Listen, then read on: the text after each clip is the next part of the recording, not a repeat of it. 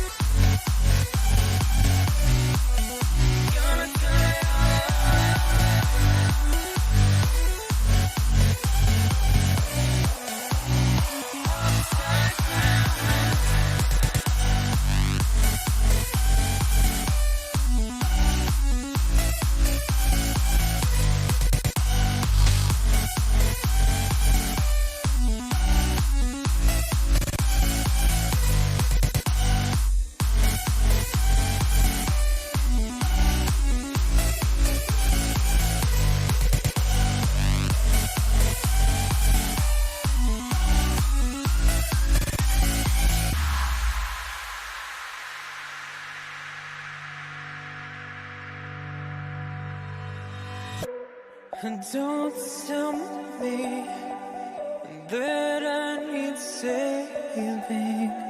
Finally awake and living. Yeah, yeah. The pressure inside was building.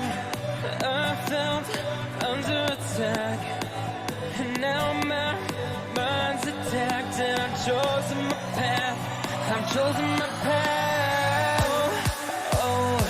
Oh, what's this? I finally read this helplessness. Tired of feeling like I'm upside down. So I'm gonna turn it all around. And oh, and dear God, save my soul, 'cause it is flawed. Tired of feeling like I'm upside down. So I'm gonna turn it all around.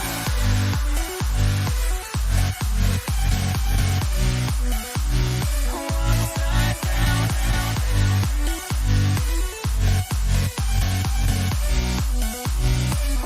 Upside down.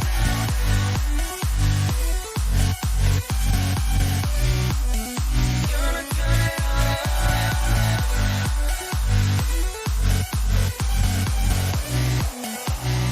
Upside down.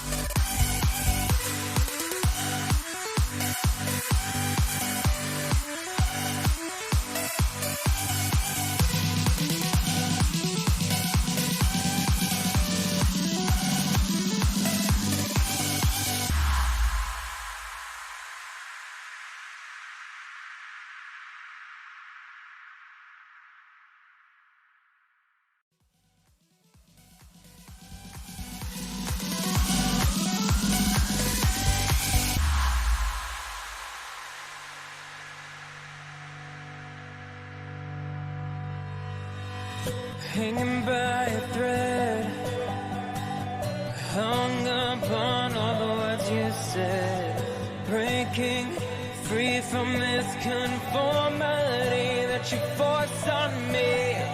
Everything I do is one big show. It's about damn time that I take control. Put me under a microscope and watch me take control. What's this? I finally read this helplessness. Tired of feeling like I'm upside down. So I'm gonna turn it all around. And and dear God, save my soul, 'cause it is flawed. Tired of feeling like I'm upside down. So I'm gonna turn it all around.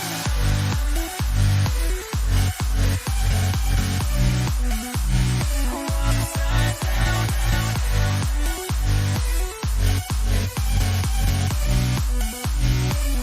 Upside down.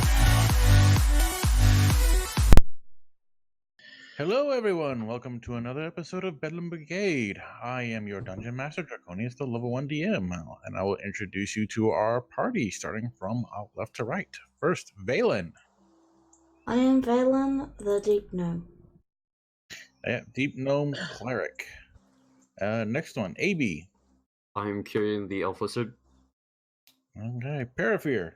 I am Parafear, the High Elf Monk. All right, Neku. I am Magnus. All right, Magnus, the Arcane Archer. And our new player, who is replacing our previous paladin, is Nadar. Yep. Yep. Hey there. I am playing Nadar. Nadar. Well, I pronounce it Nadar, but you can Oh, pronounce it. Nadar. Okay. But yeah, I am playing Nadar Norixis, a Oath of Conquest Paladin, Red Dragonborn. Can't forget that, Red Dragonborn. All right. So where we last left off, you guys spent 2 sessions ago, you killed a resurrected primordial tree titan. That was actually the city center of the druid city of Phaedaya. When you came upon the titan, it already taken a massive amount of damage from the inhabitants of Phaedaya, and you guys came upon it, and you guys were able to fell it, and you had to kill it in 5 parts, one part of the titan at a time. And after you felled it, you guys helped resurrect as many members, citizens of Phaedaya as you could, and you spent the last month helping the druids of Phaedaya rebuild Phaedaya. And in return, they gave you a entire city lair of the tree of Phaedaya. And you were also made acquainted with the mages of Dominus Ildau, who are direct allies of the Druids of Phaedaya. And because of your services to Phaedaya, the mages of Dominus Ildau granted one of your members, Kyrian, 50,000 gold worth of spells to use as he saw fit. So, and you are, and also the mages of Phaedaya. Now, one thing that you need. So one thing that you guys have found out is who has the war portal to help you with your double problem. Well, with your double invasion in the city of Alborn. You found out who has the war portal, which you could possibly summon a angelic army. But you're going to need a celestial seal for that war portal, and you were told it was in a labyrinth in the ice wastes to the north.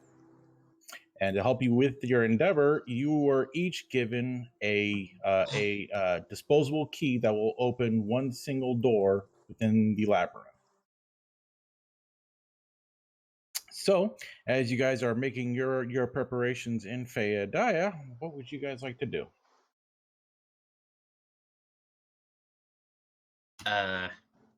So I'm guessing Nadar is like right here with them, or Yeah.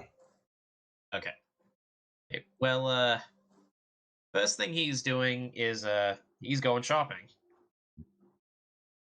Now, Okay, first so Phaedaya, even though it's been a month in, they are still in the rebuilding phase. And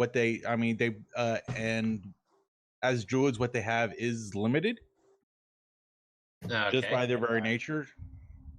Fair enough. Well, can I get my?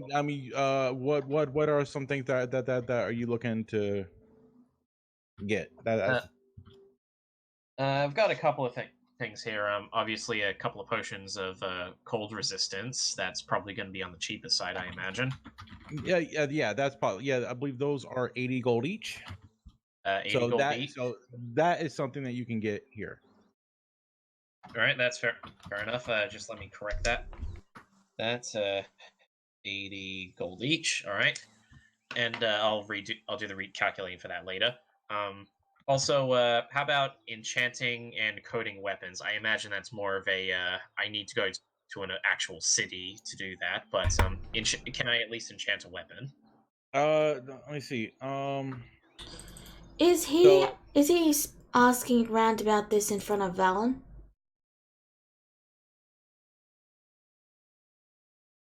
Well, this is more of a player and DM thing. Yeah. So, you won't be able to bottles of magic water. Oh yeah, you can. With your current knowledge of it, you can do basic enchanting with that. Kieran could possibly help you out with that. I'd need money. Okay, basic enchanting, so like a +1. No, I I'm could like do. Yeah. so with what they have is this is a certain amount of this magical liquid substance that is just pure magic. Anything that you put into it gains the magic property. Let me give you an example.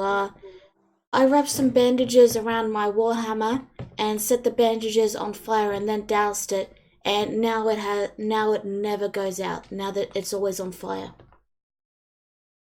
Huh. I had a quarterstaff. I dipped it in. Now it does magic damage. All right, fair enough. Yeah. And I'm guessing that has a time limit. Nope. No. No. All right. Well, that's some money cut right across that. Yeah, of but course the thing is, I mean, if you're just putting it in, it's just base magic property. Yeah. base. So So no extra, you want no extra damage. You're limited by your creativity, basically. Yeah. All right. Limited by creativity. Sorry, I'm holding you up. All right. So, okay, hypothetically, if I get this magic water for my greatsword, and that's the important bit here, I want my greatsword enchanted. If I use a spell on it, like something that does a certain amount of damage, will that just be permanent, or? It depends. It is a DM call.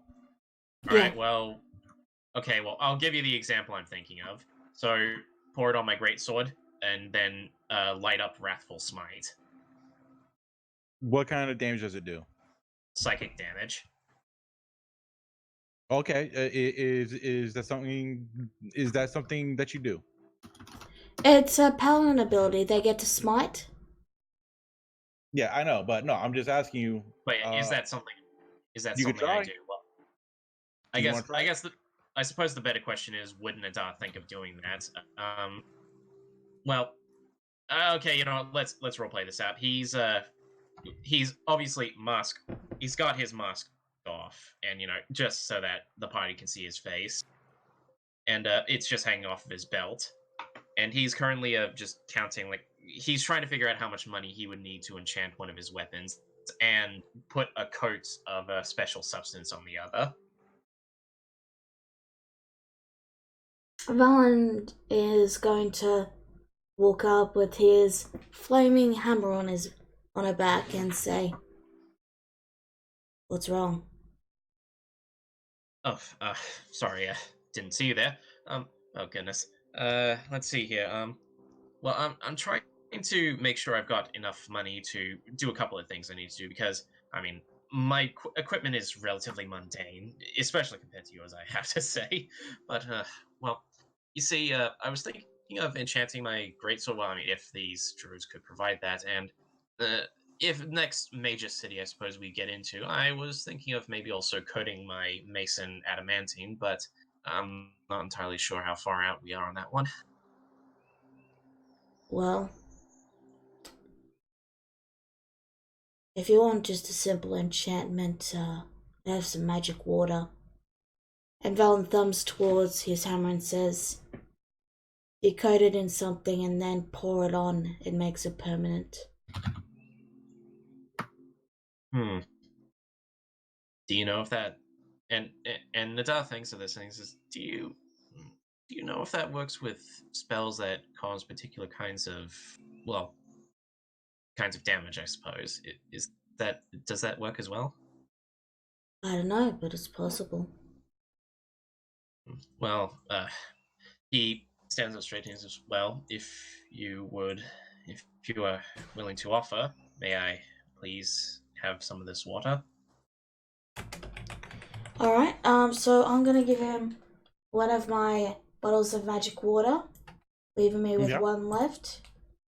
And while we're in the town, I also want to buy I'll buy 3 more bottles, just empty bottles. Okay. They're 2 GP each. Okay. Good. So Nadar, as as you're giving up all this stuff, it's actually much thicker than like water. And you see it being called magic water is more of a simplistic term than what you're giving. It has a very deep blue look to it, and as you look into it, there are like little tiny like starlight lights that go in and out of vision. And it's very viscous too. You said It's very right? big. Yeah, and as you move it around the bottle, it's like a deep ocean blue look. And like I said, with the little starlight sparkles going in and out, and yeah, and it has a very elongated slosh to it. Huh. Well, all right then. And he pulls out his greatsword and he says, "Well, and make sure to lay out a bit of protection wherever he's doing this, so that it doesn't dribble all over the place." Okay. Well, nothing ventured, nothing gained. He pops the cork and he starts pouring it along his greatsword. Okay. And after the blade is covered on both sides, he uses. Hang on, let me pull it up for you. So you can just read it. He uses Wrathful Smite on Okay. it. Okay. Okay. So next time you hit with the medium weapon attack, music fire damage, additionally the target, or be frightened of you until the spell ends. So The extra effect, I imagine, wouldn't apply. It's just the psychic damage I'm looking for. right. So let me see. So I would say,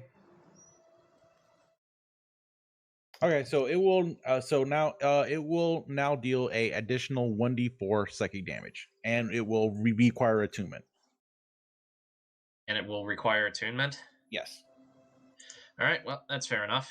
Yeah, because because that's the price of getting something quick and easy. That's fair. But you know, it'll do in a pinch, and I'm not planning on getting another magic weapon anytime soon. Well, magical item anytime soon, so Right. I'll deal with that as it comes. Right. Okay. Alright. Thank you. And No after problem. he's done, he looks to Valen and he says, "There we go. Thank you very much for that." No problem. He puts his sword away and he goes to take care of purchasing potions of cold resistance. Okay. And So, yep. yeah. All right. So, yeah. So they cost 80 gold each, according to the handout. Or two. Take Okay. 80. Take 80. All right, there we go. All right. So, what else would you guys like to do while you're here in Payday before you guys take off to wherever it is that you guys want to go?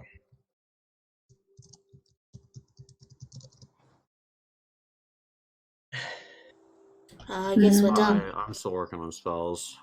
Okay. So I actually, mean, like, choosing just spells. So actually, just one final Okay. question. Actually, Go ahead. I mean, it's a druid village, so it's a druid town, so they probably don't have it. But there's no smithy or anything nearby that can coat weapons in like silver or adamantine, is there? You have a smithy. Okay. Can I get her to do it? You can ask her. I'm the forge domain. Right. He looks to Valen and he says, Valena, I'm terribly sorry, but I require your assistance again. Yeah. Oof. This is kind of embarrassing. He pulls out his mace and he says, "Could you perhaps coat this in adamantine?" I'm not sure. Can I track? Do you have adamantine? That's the question. I do not. So, But I have fabricate. does fabricate allow you to do that? It has to be a raw material that can be converted into that. Well, yeah. So, okay. So you convert raw material of the same material. Yeah, so it'll be the same material. So this is a druid city. They're not very big on the mining. What about the primordial tree sap? That is so the primordial tree sap can be used to substitute for any spell component. It is a spell component, isn't it? No, but you need the same material. So you can turn tree sap into tree sap. Okay. Alright, Valen's gonna glance to the blade and say, I would need adamantium. Alright, fair enough. Terribly sorry to inconvenience you about this. Like, I can't do it with my channel divinity either because that's only for up to 100 gold. Fair enough. Oh well, it was worth asking at least. And he puts away the mace and says, "Well, I believe I'm done for the moment." Alright. Anything else anyone needs to do? Alright, I guess we're good. Okay. So at this point, as you guys are now, and we're doing a little bit of retcon because I got you guys at Elril last session, but it was pretty quick. So we're gonna retcon you back at Feodaya. So you guys get to choose where do you want to go from here before you go to the labyrinth. Eventually, you will want to go through Elril, but it's up to you. And you got your ship that is still in Scragg's Inn. Fishing at the moment.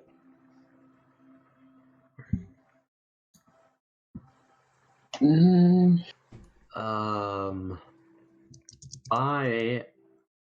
are we doing right now? Figuring out which way you want to go. Okay, if you guys want to go straight to Elril, or if you guys want to go somewhere else and then go to Elril. First off, I want to cast Legend Lore. Okay. On this, what's it called? The Labyrinth of Elora. To gain more information about it. Okay. It is okay. So what you find that it houses many of the artifacts used by the great warriors of the Dawn War. And it was specifically built and placed in the ice waste so that it would be very difficult to get to. And there are many doors to get to anything. There may be 2 or more doors in the way to get to any one specific thing, and it houses very, very powerful magic items. Okay. Oh, okay. All right. How much would it be to hire a lock picker? So that's something you have to find out. Actually, hold on.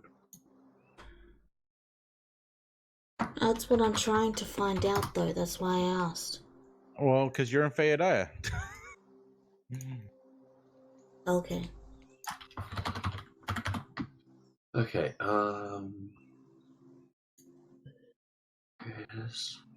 So you have 2 places you can look. Scragg's End or Elril.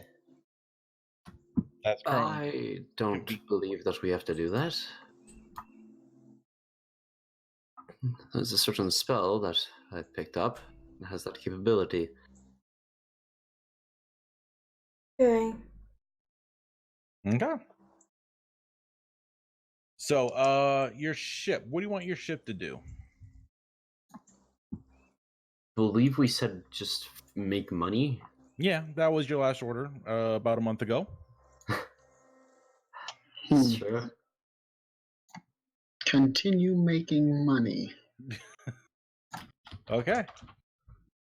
I mean, because Errol is. I mean, Elril is within boat distance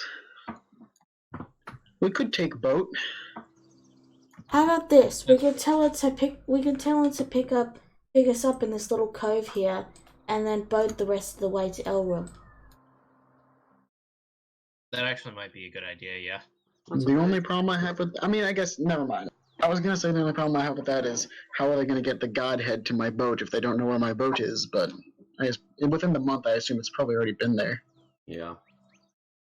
Oh yeah, there's one thing that I forgot to include, which I'm glad I now remember. Now I have to hope I can find him.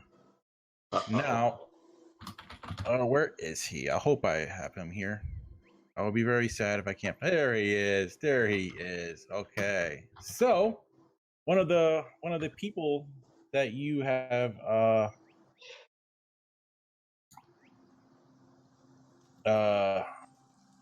helped bring back to life comes to greet you in Feodaya on your level, and he meets you at the bar. He says, "Well, hello there. So tell me, where are you guys heading?" Elrum, was I'll that? leave this one to you all. I need to go and work on my spells, and I'm going to leave. So You tell just- me, what is your guys' current plan? Is the city Elrol that we're going to? I'm I think asking that out of was it, character. It is. Okay, thank you. Elrol. Well, look. Now, you guys are out of the war portal, right? Probably. Well, look. I know that you have some business that you wish to do with it, but I need it back.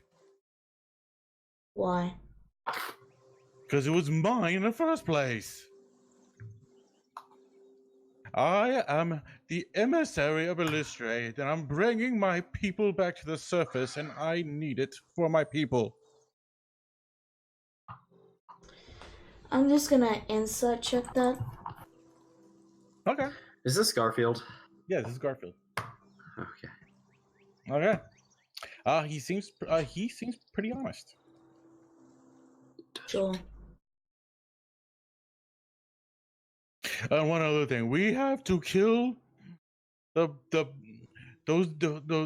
dastardly people that killed all my friends and stole the portal. Well, do you have any idea where they might be? Kyrian would know. I'm not there. Yep. Well, he is currently. He's pretty like, I can tell you all their names. I know who they are. That Okay. is a surprisingly good memory. Well, you know, when a group of people kill all your friends and kill you and trap your soul in a staff, you know, you tend to hold a grudge. Oh, I could understand that. Yes, I most certainly could. I mean, I probably would be rather cranky about that myself. Well, I'm glad you understand. Hey, Drac. Yes. Can I, what's it? For 1,000 gold of the magic gold, can I get a, a focus worth 1,000 gold pieces? A spell focus? Yeah. Something you could. Let me see. Actually, I have the money for it. Yeah. I'll buy So yeah, it is the money. Is just its current availability. You could probably get that here. I will do that. Yeah, you Okay. could probably get that here. Valen's gonna speak up and say, can't really talk and make certainties because I'm not the one in charge. But once we're done with the portal, we can probably give it back to you. Well, thank you. I appreciate it. Gotta rebuild everything those dastardly people did to me and my people. And Yeah, I that let sucks. them in. I was kind to them. I brought them in, treated them like family. And this is how they repaid me. Well, and Nadar kind of clears his voice a little bit. I apologize, Garfield. I hate to interject like this, but may I share my own thoughts regarding that? Sure. Well, perhaps. Well, just don't take my word as gospel here. Yeah, but I'm just giving my opinion, of course. But perhaps that was the problem. Perhaps they saw weakness, and well, they saw fit to deal with you. I am not justifying what they did in any way whatsoever. I'm just merely saying that, well, you have to show strength. And perhaps you were a bit too courteous. He actually stiffens up a bit. He says, "You're probably right." Magnus. But yeah, please don't take my words as gospel. Like I said, I'm just merely telling you what I believe. No, Magnus. you don't. What's up? Yeah, you don't understand. You see, me and my friends, we used to be criminals. We used to be a band of criminals. We went throughout all the cities and just doing what we want. And then I found a little stray, and I took it upon myself to show my friends the light. And in Well, my efforts to do that, I blinded myself. it is unfortunate. You had good intentions. You can at least find comfort in that. Magnus. Hmm? This guy seems on the level. Does want to get his people free. What do you think of it?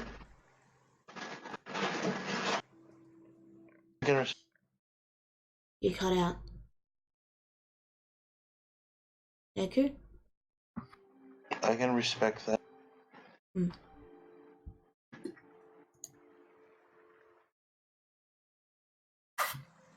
You,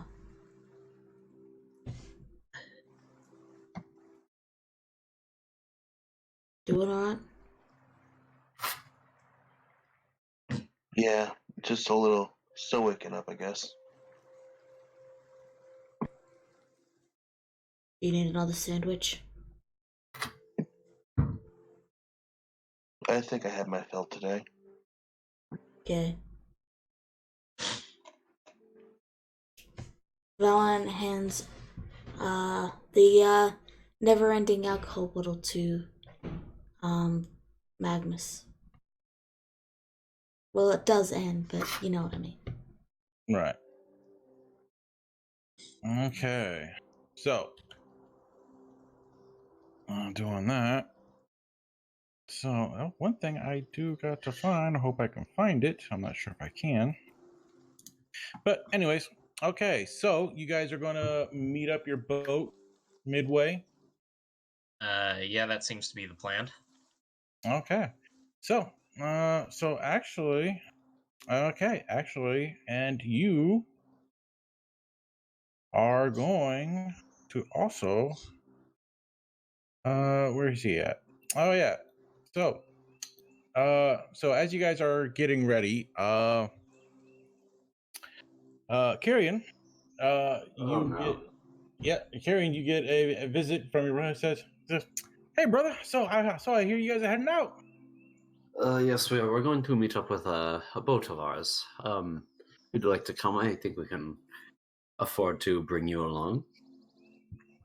Sure. Yeah, I can help guide your way to the coast and help smooth introductions to you in Elril. So let me see. I want to try and smooth things over for the non Elven kind of in the group. Hopefully, won't go too bad. It should be fine. You are quite charismatic. I would like it though if you could hook me up with a good library in Elril. Oh, I can see what I can do, brother. Let me see. So we're gonna be traveling through the forest. So yeah, hopefully there won't be a blood war on the way. It is that season, but we'll see. All right.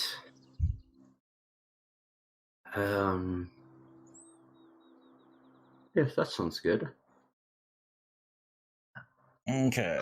Before we leave, I am going to go to the leader of Feodaya and tell him that we're leaving. Okay. But if he wants, we can leave our troop here. And I would prefer it if we could leave our troop of soldiers here. Thing is, there is still plenty more to be done, so you can actually have them stay here and. Okay, perfect. Anybody disagree with that? No. Okay. I think it's a done deal. Okay. So. I mean, I'm still new, so I'm still getting a feel of everything. So yeah. All right. You're good. So for your retainers, do you want any of them to come along, or do you want them to stay here and help out? Calamir's a sailor, right? Yep. More boat boys. I'll bring him along. Well, he isn't yours. Oh, Calamir. Oh, no, sorry. I was thinking sorry, I was thinking the wrong guy. You're good. Yeah. So yeah. Oh yeah, you can bring him along. Okay, perfect. But then before we leave, Perifer, could I talk with you for a minute? There's something I need to try. Okay. Perifer follows hesitantly. Once we get to my study. Alright, just take a seat over there in that chair. Perifer would sit down. Now, I'm going to cast Modify Memory on Perifer. Okay. Okay. Actually, hold on, let me... Oh, perfect. I'm gonna force him to take the 4. God damn on it. his saving throw. Okay. So what 10 minutes of time do you want to change? I want to change, I want to make this morning, he was out lost in the forest, and then eventually made his way back, but it was very treacherous and hard. Essentially replacing breakfast for that little... A trek in the woods. Yeah. Okay, so you have new memories of getting lost in the woods this morning. And do I notice him casting the spell, or is it just like a thing? It's how I think I would also remove me casting Modify Memory from his memory. So I'm just sitting down waiting for something to happen. So are you actually going to do something? Look, I'm really tired after my trek in the woods this morning. I would like to take a nap. You can go take your nap now. I think it worked. Wasting my time, and then Perifer would go take a nap. He's so tired from that trek in the woods. Yeah. After he leaves, I'm just gonna go and write in my book next to the incantation that worked, success.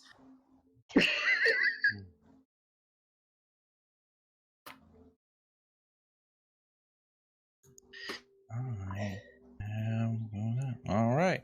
So I am trying to find Garfield's character sheet, and it's pissing me off because I don't know where it is. I got so many goddamn tabs. So it's very hard for me to find. Anyways, well, I'll keep working on that as we're going. When I know that we're getting ready to leave, I'm gonna approach Johan off to the side and speak to him. Well, yes, my lady. How may I help you? I have a task You only you need can someone complete. powerful to escort you through the dangerous woods. I have a task only the great Johan can complete. Oh, then I am the great Johan that you need. I need you to go downstairs and take the path back to the other town and see if they have, this is very important, if they have a pair of scissors. It can only be from that town.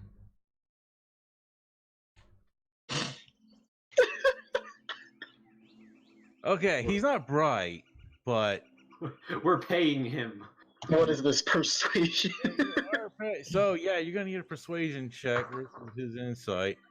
Okay, and yeah.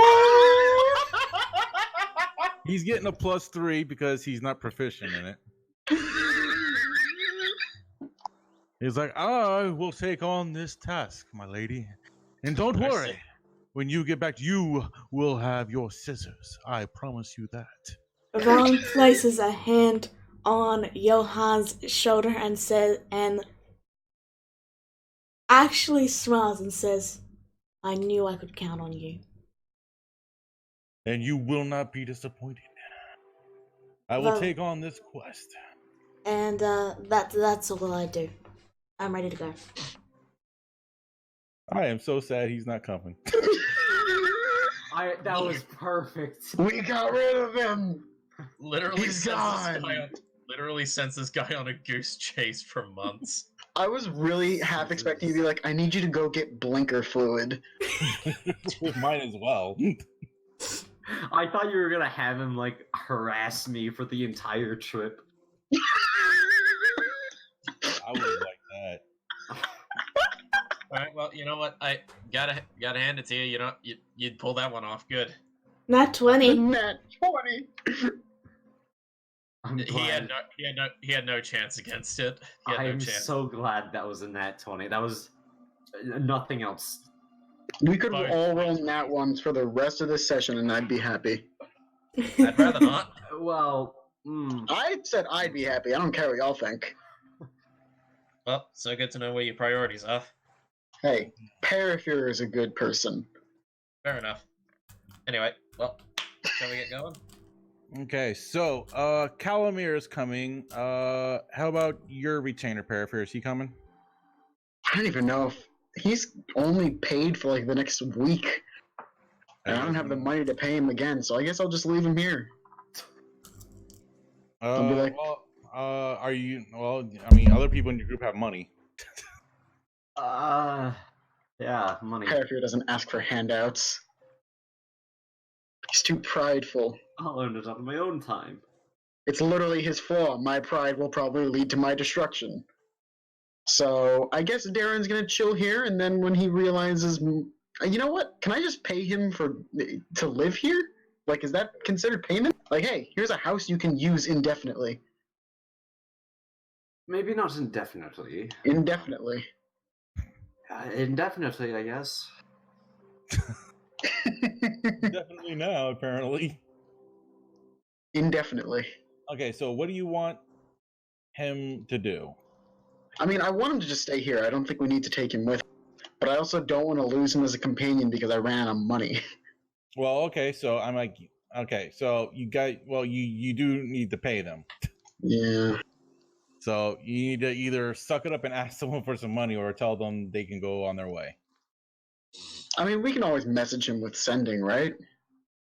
Oh, that's right. I need to cast sending. Okay. I'm gonna tell him, like, hey, just chill here for the rest of your payment and guard the town best you can. And when your job is done, you're free to leave. And if we need you again, you'll know.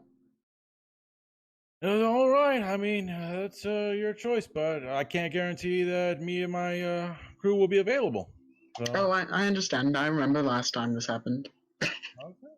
All right. Well, look, and he comes up to you and shakes your hand. He's like, "Yeah, well, look, I would appreciate the opportunity to have done some good here." I return the handshake. You're very welcome, and thank you for your help. Oh, no problem. All right. Well, I hope you and the rest of you, good journey. Wherever you guys Same go. to you. All right. Okay. So him and his units are no longer in your service.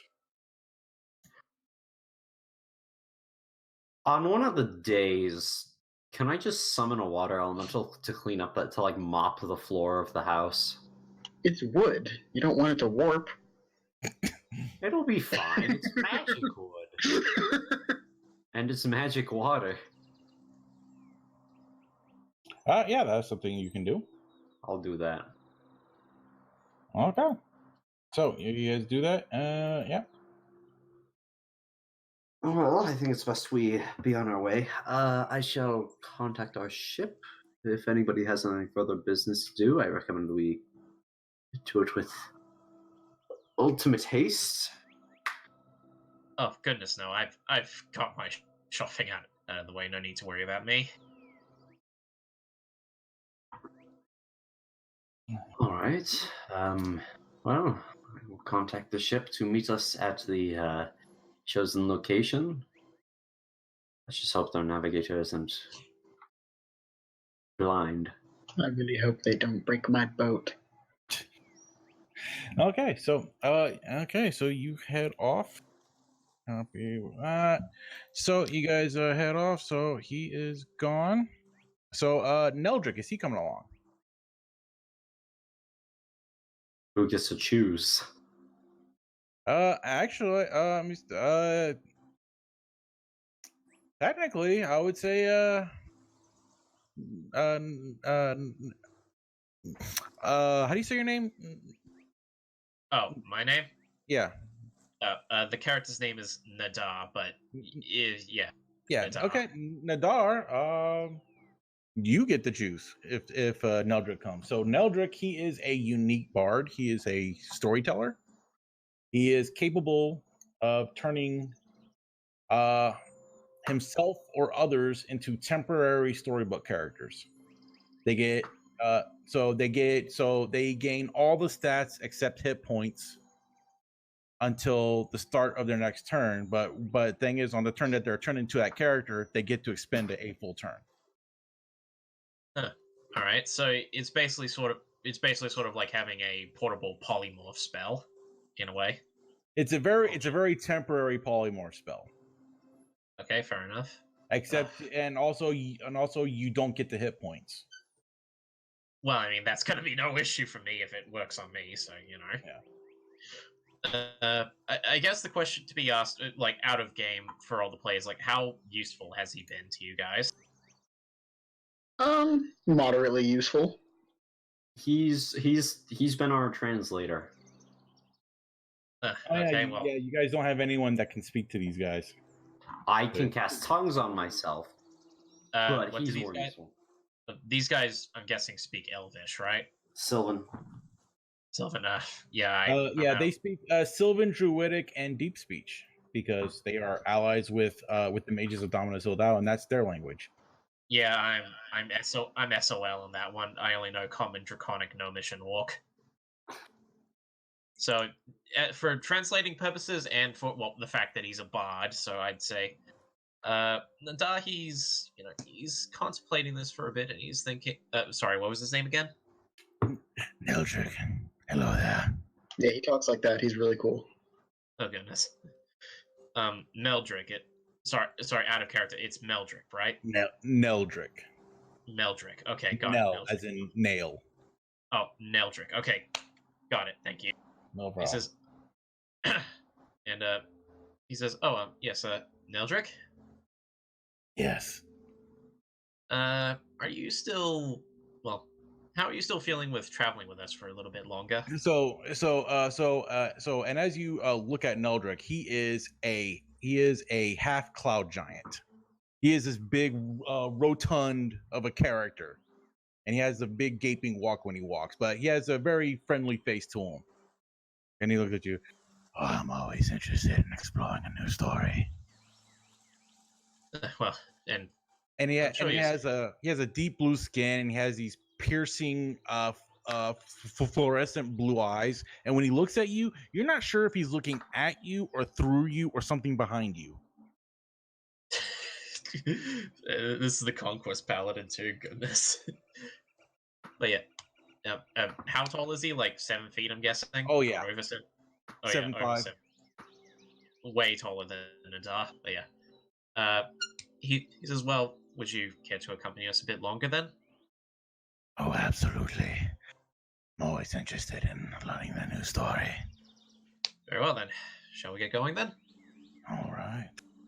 Lead the way, young sir, with your Just- valiant sword and mace. Goodness. Just Nadar is fine. No need for such formalities. All right, young Nadar. You will soon be story of legends. Well, that's the idea, hopefully. All right. So actually, and Kyrion's brother, he will actually guide you to the coast. He'll guide you to the coast, and he will meet you up with your boat. And no blood war. no, well, actually, go ahead. Whoever's leading, so we got 1, 2, 3, 4. Okay, so whoever actually he can lead, so he's guiding you. So go ahead, Kyrian, roll a d12 5 times. Can I port and roll 2 of them? Sure. I'm not going to use the 5. Well, hold on. It's a D12, so you can't use. Oh, D12. I thought you said D20. No, it's a All D12. right. 5 of them. Yep. 2, 3, 4, 5. Okay, so on the second day. So okay, let me go ahead and. That's all it took. 2 days. 2 days. So as you guys are heading your way out, your brother says, hold on a moment. 1 second.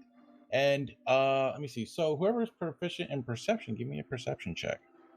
Actually, funny enough, Hey, that's pretty good. Okay. he isn't. I thought Whoops. Sorry, I thought it was proficient in perception. It's actually insight. Sorry. Okay, no problem. So, as you guys are going through the jungle, Kieran and your brother holds his hand. He's like, hold on. He's like, wait a second, hold on. Parafear, Avi, you start to hear little clanging rattles like all around you. Nothing big. Like it's like dozens and dozens of like tiny little bells or something. Parafear, you hear the same thing, but you see all the trees just start to shake and shimmer. I'm gonna lean over to Kiri and I'm gonna point at the trees and go, "Are the trees dancing?" And as you guys are going through the forest, and when he tells you to stop, there's like a clearing. There's a partial clearing in the forest where you guys start, and then at a point you start to see little creatures start to form battle lines on both sides of you. You see squirrels, mice. You see raccoons. They all have weapons and armor and staves and bows. Gotta be fucking kidding me. This is peculiar. Kirian was like pulling out his sword that he got, and then he sees this and slowly sheathes it back. Let's see what happens. And you start to see them pull in, start to form battle ranks, and your brother says, "All right, don't do anything, don't move." It's like do not get involved, whatever you do. I want to get involved. I'm not going to lie. So as you see, and he says, "This is the blood war between the red coats and the gray coats." Holy crap! There's so many. The squirrel is buff. So, and you see all these creatures form up battle lines, and then at one moment you hear a high squeal of a charge. It doesn't say charge, but it's something that you interpret to be so. I'm going to cast tongues on myself because I want to understand the commands they're giving out. Okay, so tongues, I do not believe work. Really? Any spoken language it hears. Yeah, that's right. Animals don't speak a language. Yeah. So at this point, all of these creatures start to charge each other, and they all start to charge each other. And you see a big not big, but you see like one muscular squirrel like fly off a tree and land on Neldrick, and another squirrel will actually jump off the tree on the other side, and they will begin to do combat right on top of Neldrick. And you see mice with bows and arrows, and they start to shoot at each other. And the war is actually going about all around you, and they just seem to be ignoring you guys. You guys are just props for them to do their fighting. So as this is going on, is there anything you guys want to do?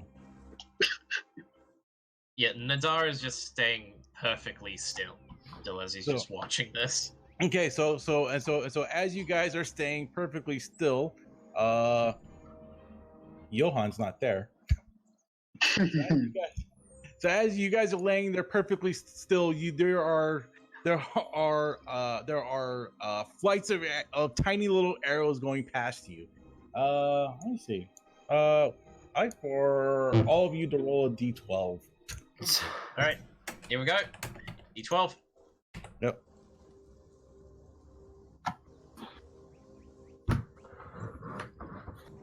Okay, 1, 2, 3, 4, 5. Okay, so Magnus and Valen, you both take 1 point of damage as tiny little arrow as one tiny little arrow goes into your shoulder, Valen, and one tiny arrow goes into your nose, Magnus.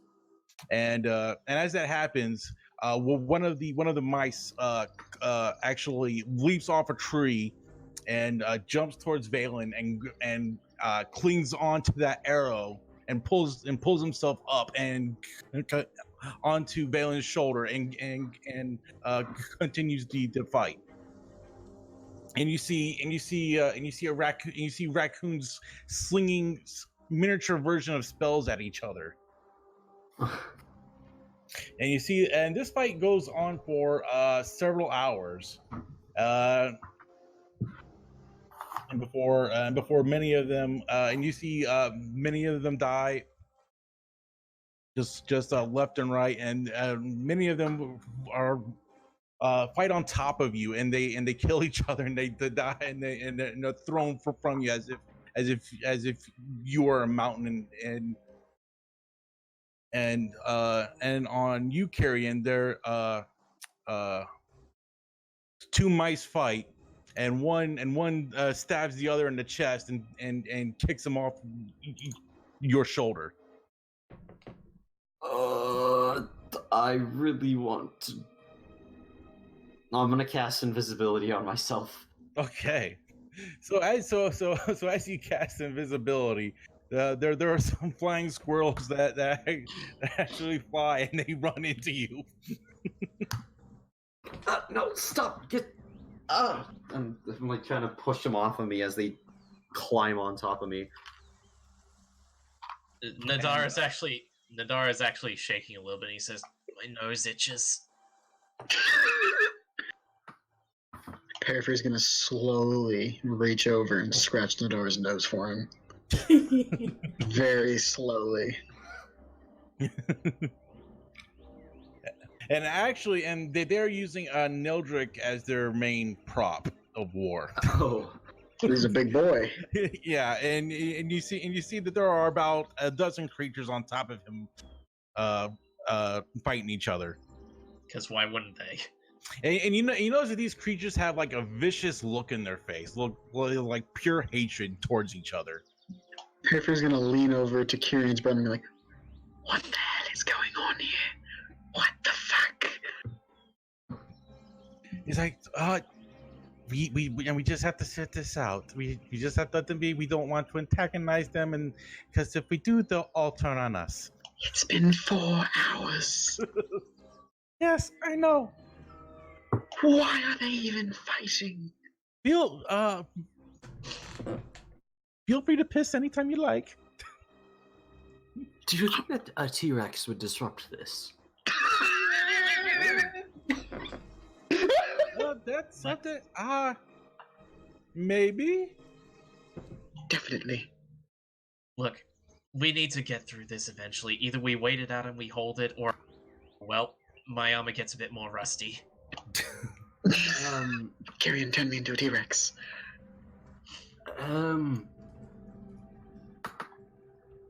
Alright, I hope this works. And I'm gonna cast Polymorph on Okay. on Parafear and turn him into a T-Rex. Okay. I'm not gonna make a save. I let it happen. Okay, you're gonna let this happen. All right. Let me get to the bestiary then. CR8, like Okay. 130 HP. Have fun, little squirrels. Okay. So how many do I step on just by suddenly- becoming a T-Rex? So suddenly, Parafear is now a T-Rex. Controlled by, actually, so, T-Rex. Okay, well, yeah, so as Kyrian turns you into a T-Rex, what do you do? So at this point, I have the mind of a T-Rex as well, right? You have Primal Rage. Alright. I'm just gonna start eating. Okay. I'm just consuming squirrels. Okay, so I would like for you to make an intimidation check with advantage. Where do I roll for that, for the T-Rex? Where's the T-Rex character sheet? Oh, I'll do it. 1 second. I'll just. While he's doing that, Kieran's just like, alright, now just scream at them. As he begins eating them. No. Oh my god. Not I getting am any the better than that. T-Rex of terror. Okay, so Parafear, Parafear, he just gets tired of this shit. He's tired of seeing these squirrels, raccoons, mice, and porcupines fight each other to the death. So he says, "Carrie, turn me into a T-Rex." And Parafear, as a T-Rex, begins to begins to chomp down and eat as many of these creatures as he can, and intimidates the hell out of them. They all look at this giant beast in total fear, and both sides flee. Well, I'll say that was successful. Are I there could learn a any animals that are all the other animals dead, or is there any near death or anything? They're all inside of me. Make a medicine check. Okay.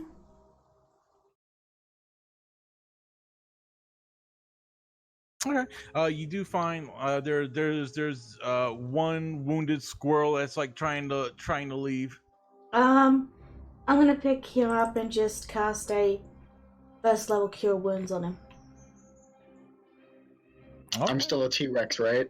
Yeah, Uh-huh. you're still a T-Rex. I'm just rampaging around, eating corpses. And now, No. yell twice when you want to leave the, oh, you can't understand me.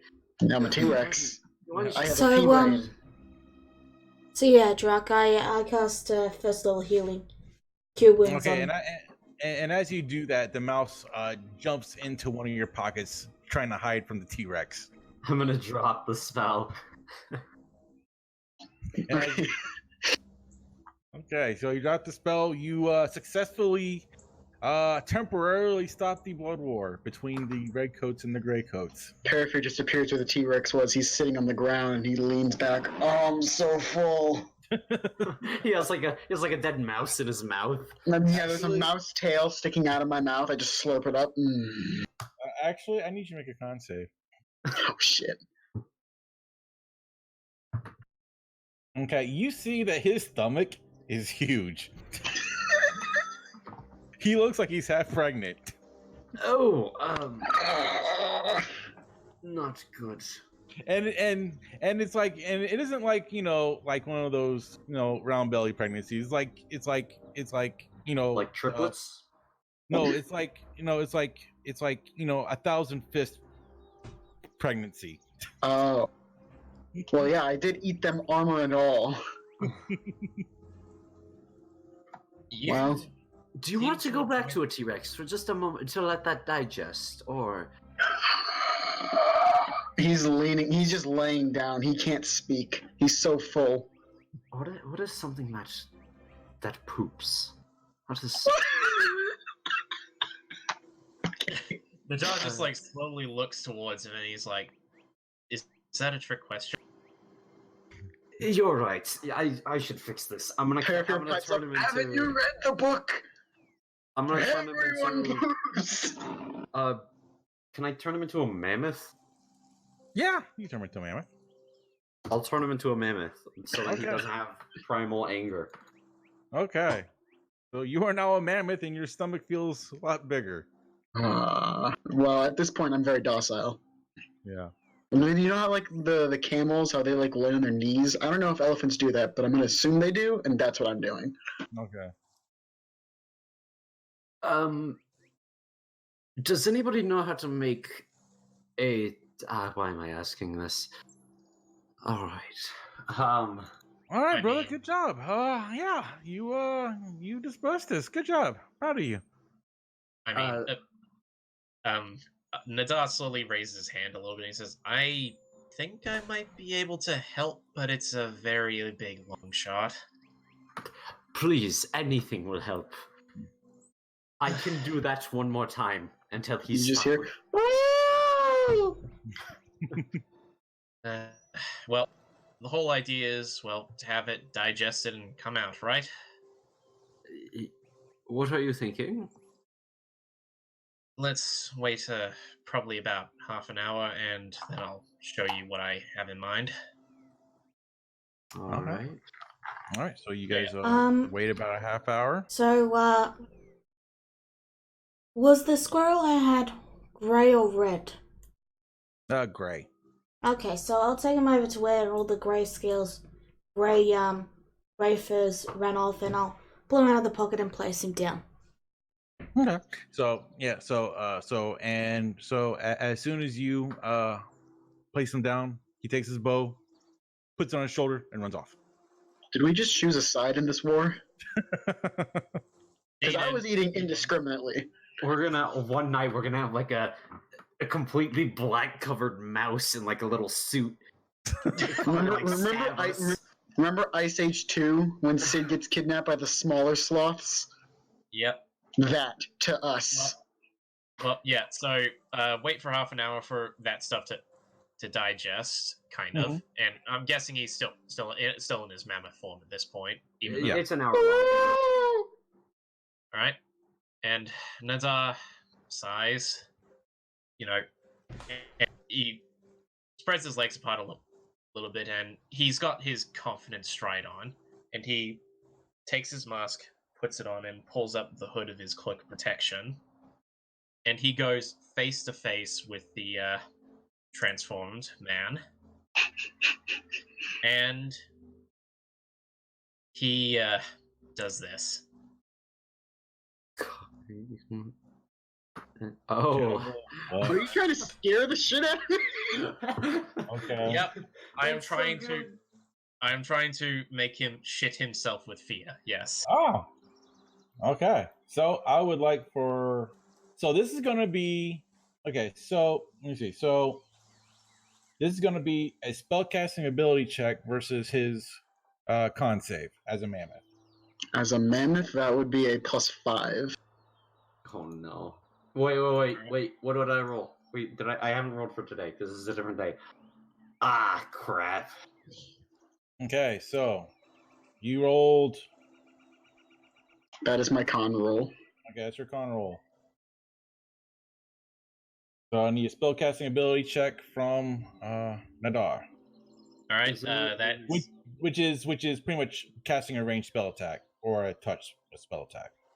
All Wouldn't right, it be so a spell save DC? so D20. So it's D20 plus my spell modifier, right? Yeah.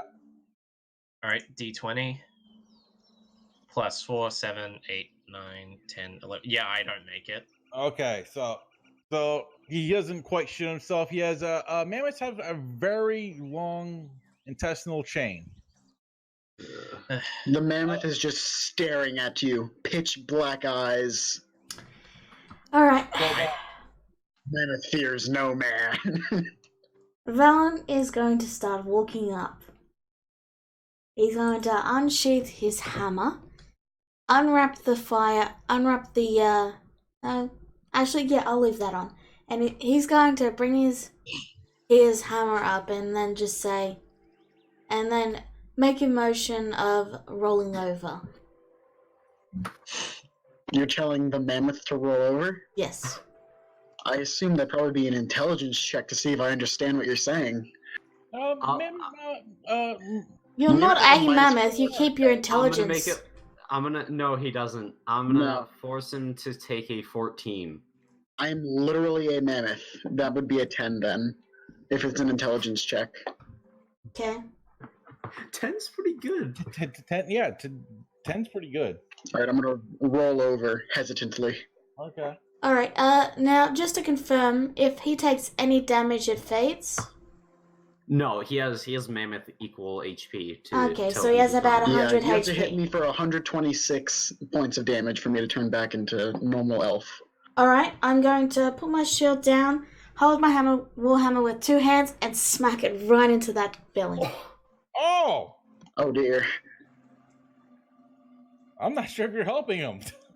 That just hurts. The idea is to make him throw up. Okay, you want to make him throw.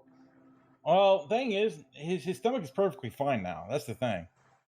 Yeah, I'm a mammoth. Yeah, You should have done that to me while I was pregnant.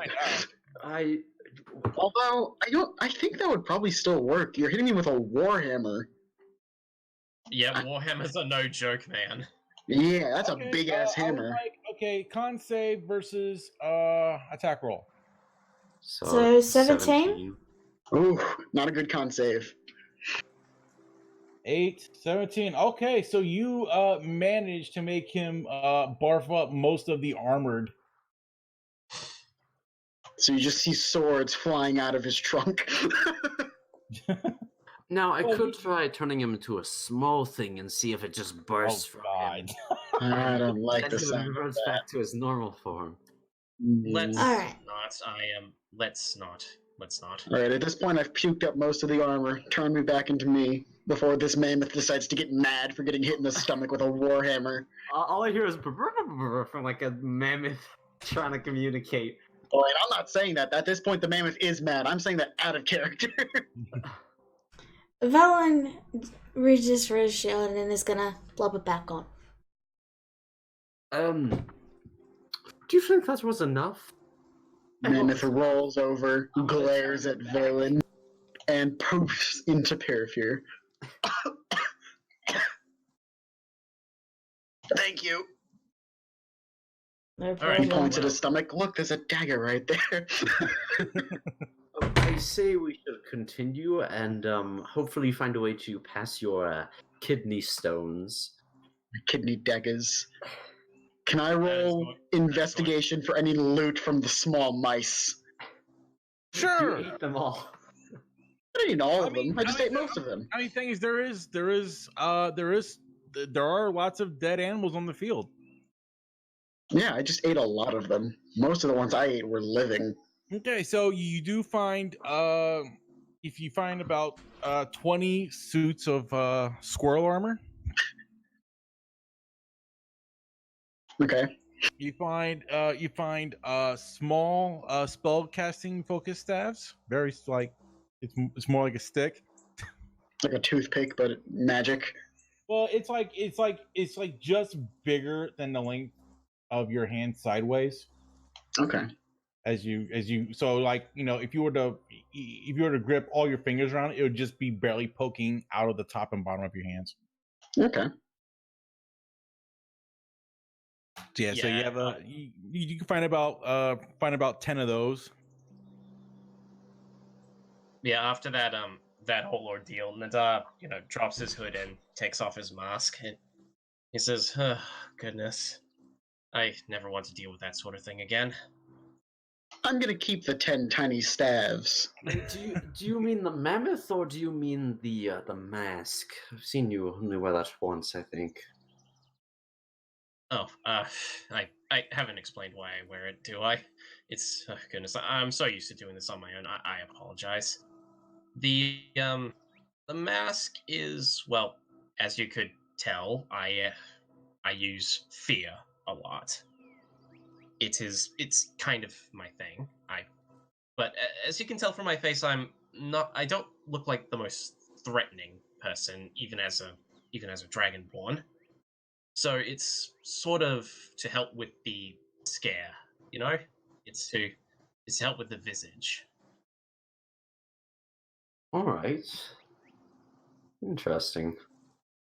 I mean, does it work? And he puts on the mask and he says, do I look a little more scary? Paraffin while looting doesn't work on mammoths.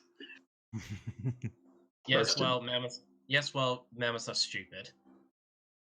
I think that's something with a fair bit of intelligence would come to fear you, with the magical influence and other forms of enforcement of emotions. Well, that's the idea, but hopefully we'll get to try that out more in a more violent setting. We'll see. Hopefully we'll eventually get to this labyrinth. Yeah, and your brother, he will say, "Well, that was a good show. So, good job on that." Well, let's I suppose let's be on our way before the squirrels come back. Okay, so you guys eventually make your way to the coast. You guys meet up with your ship, and you guys head north. That was the perfect encounter. I loved it. So, what do you guys think about that encounter overall? It was perfect. I want to find out more about them. Quite a bit of fun, though. I actually want to know, legend lore of the mouse. I would like to know why they're at this battle, but I did enjoy eating them. And I can at least say now that in the maybe year and a half I've played Dungeons and Dragons, I have now tried to make a woolly mammoth, well, basically a woolly mammoth, try to shit itself. Yeah, all right. All right. Okay, so as you guys are going, 1 second. Looking for something. Every generation we have the greatest battle of all our kind. You mean every 2 days? Yes. But this time there was a T-Rex. This one will be talked about by the legends for a long. You're gonna have to legend lore like Mouse T-Rex Massacre. It's just like I'm Google searching, like trying to remember that one battle. This will be taught in like Mouse Folk High School. Like, never mess with the T-Rex. And half the kids will barely even believe it. Okay. Yeah, no, and then they'll mess with the T-Rex, and they'll be like, "Oh, we never saw a little Timmy Mouse again." So as you guys are traveling north on your ship, you guys actually see a massive iceberg floating downward. Steer clear from that. Definitely will be doing that. Glacial prison. Oh, that's actually cool. Wait, I kind of want to go there. That's a big sword. Again. Well, yes, that's a sword, but is that a face? Yes, he's been stabbed. It might be a primordial being. We've seen a decent number of these. Yeah, we killed one. I don't want to remember that. I was very dumb then. You were a bird and then a T-Rex. That thing is massive. Do we want to check it out? See what's up? I say we keep with our current goal, and then if we continue to want to investigate this, we can. Oh goodness! No, yeah, yes, I totally agree with that. Let's let's keep on track for the moment. Hey guys, I'll just be right back in 5 minutes. Okay. Alright. So, yeah. There So could very well be very cool loot there, though. We currently need to take care of something else first. I We have- can- Yes, I know. The world is freezing over.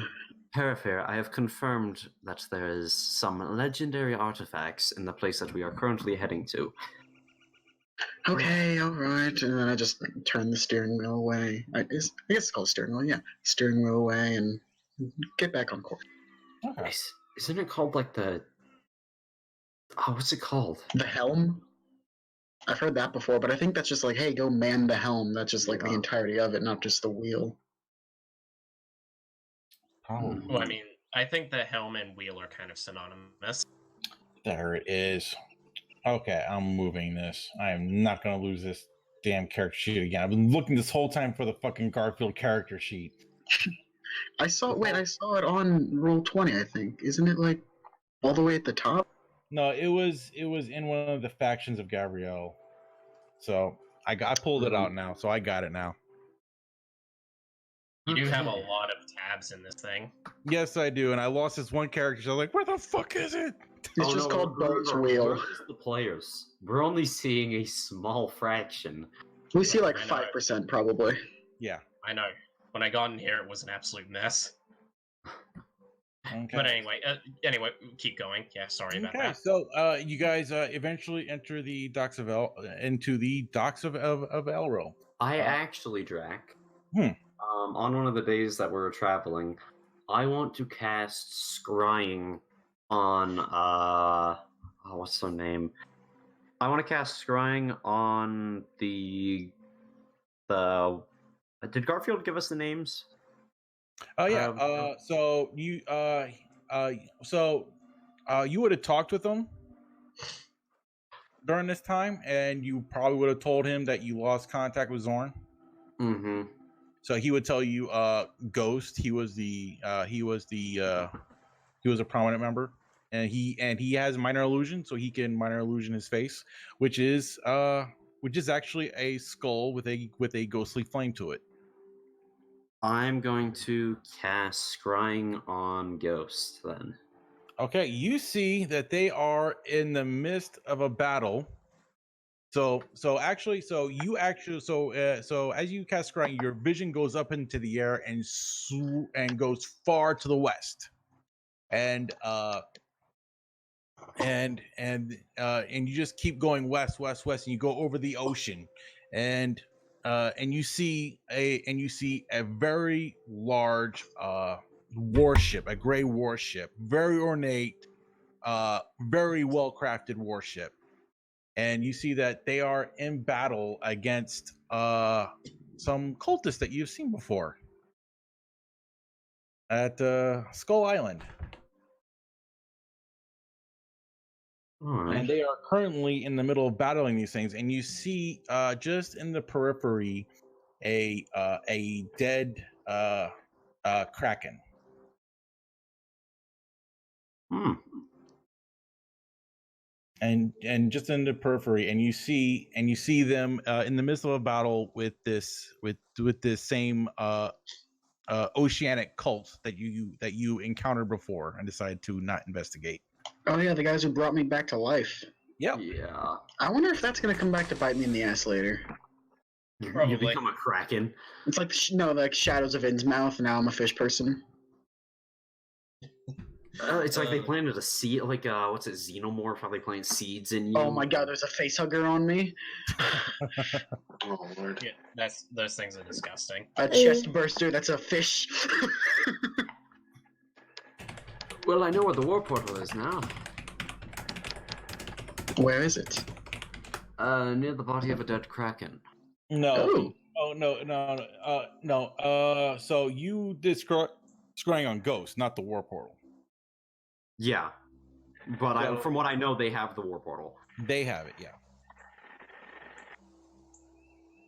So, we'll have to head back south again if we want to be able to grab that. Well, let's get this thing first, and then we'll go get that thing. And as you mentioned that Garfield says, is he dead? Who? Ghost, is he dead?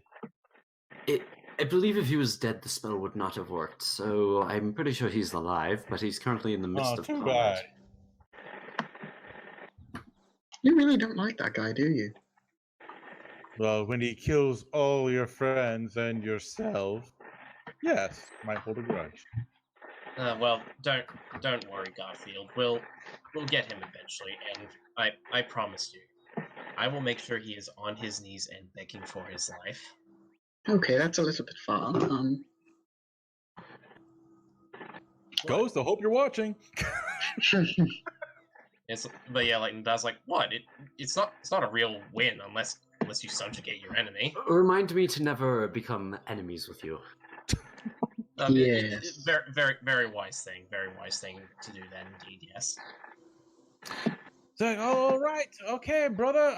Well, we're here. Welcome to Elril. As you see, it is a very, very nice place. So I believe I already have the handouts available to you. Of Elril? Yep, one Should second. be points of interest, right? Yep, there it is. Ooh, pretty. Oh, Lovely. I like those trees. Same. It's a Minecraft jungle. Yep, so as you guys approach the city is a city like Theodaya, built within the trees, but much more finely crafted. As Theodaya, it was built naturally from the tree structure itself. These are platforms built around the tree to be. They're still non-intrusive with the environment, but much. It's like a upper class version of Theodaya. Interesting. So, all right, brother. Welcome. I'd like to welcome you all to Elril. So, Dragonborn, the Deep Gnome, and especially the Durgar. Yes. So, is there any story you guys like to work out with them because they're not too keen on elves? So, Garfield's an elf. That's good. Is me being a Dragonborn a problem? Elves are highly racist. Well, I mean, I knew Not racist, Some more elves. elitist. Some elves. Not all of them. Don't put us all in a basket. Well, I mean, I don't think I'll be that.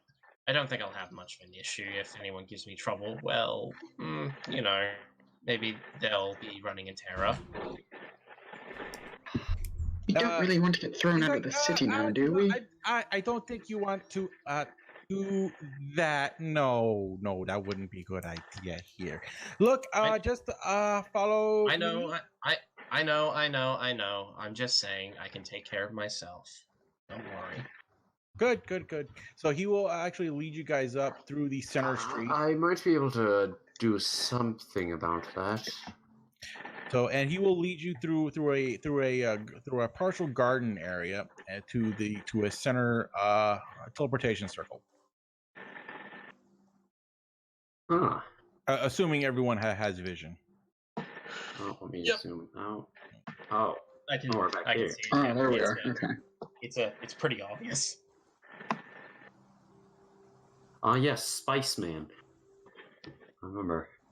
So he'll say, "All right, everyone through," and he'll bring you through, and you guys will pop up here. I have 2 player characters up there right now. Because one of them. Yeah. Nice. Well, that's fine. It's not like that you're gonna be able to attack people twice. That'd be awesome, though. Yeah, after the teleport, Nadar kind of shivers a little bit. He's like, "Oof, never get used to that." So, all right. So he'll say, "All right, one moment, please." He goes up and he talks to the lady in front of all of you. Actually, brother, I'm sorry for interrupting this conversation, but is this for private use, or is it used by anybody that is able to cast such spells? For this teleportation circle, specifically. That's something that we could probably talk about. Alright. He'll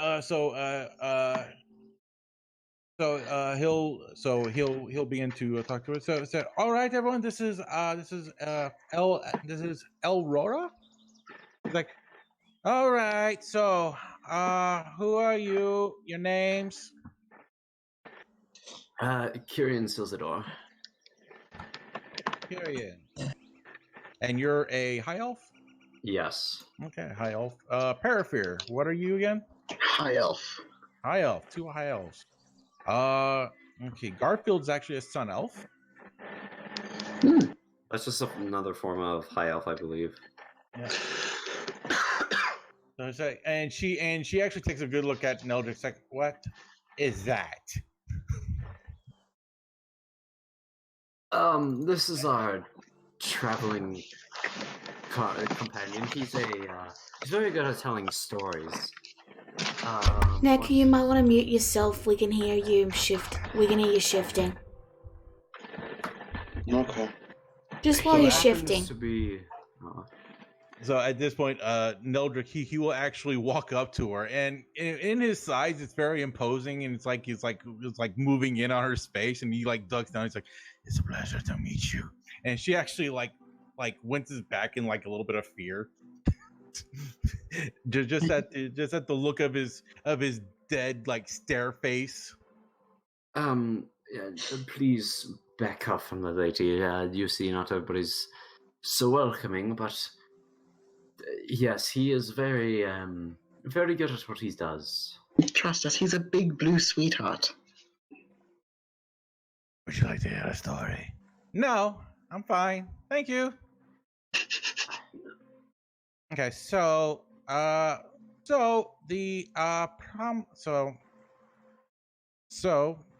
what is your brother's name again? Haxion. Haxion, that's right. So Haxion has vouched for you. So all of you can stay in the opening on this deck. But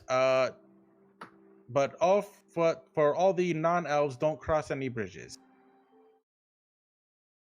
You can go anywhere you want without crossing bridges, except for the elves. The elves can go wherever they want. Alrighty then. So he's like, "All right, brother. No, is there anything that you guys you and your party need?" Just a few questions I have for you, Haxion. You seem very well known in this place. Is there a way? Is this place mainly? Is the reason why they're so elitist is because they fear the other races, or is it just because of safety? No, it's mostly competition. You see, the elven leaders were late to coming here, and the other races had a head start. I see. So they're not too keen on giving outsiders knowledge of what happens here. Good to know. So that's why, and frankly, Elro, where it is, it's far away from the other races, so it's very difficult for them to get any information on Elril and who their dealings are with. And frankly, we have enjoyed an exclusive relationship with Feodaya, and from that, with the mages of Dominus O'Dow, which the other colonies have not been able to achieve. And how has that benefited you? It has. And he just leaves it at that.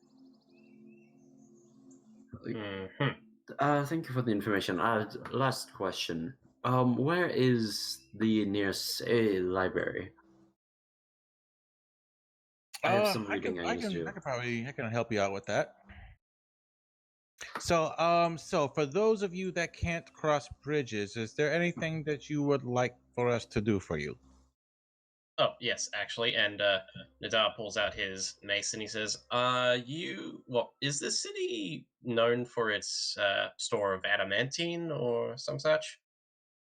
Let me see. So he's going to do a. Let me see. What kind of odds should we get? Because it is a pretty rare item, but this is a pretty snazzy place. So, D20 with advantage. Yeah. Is that? Yeah, we could probably. I think we could probably find something in that. Ah, good. I just need my mace coded, that's all. Okay.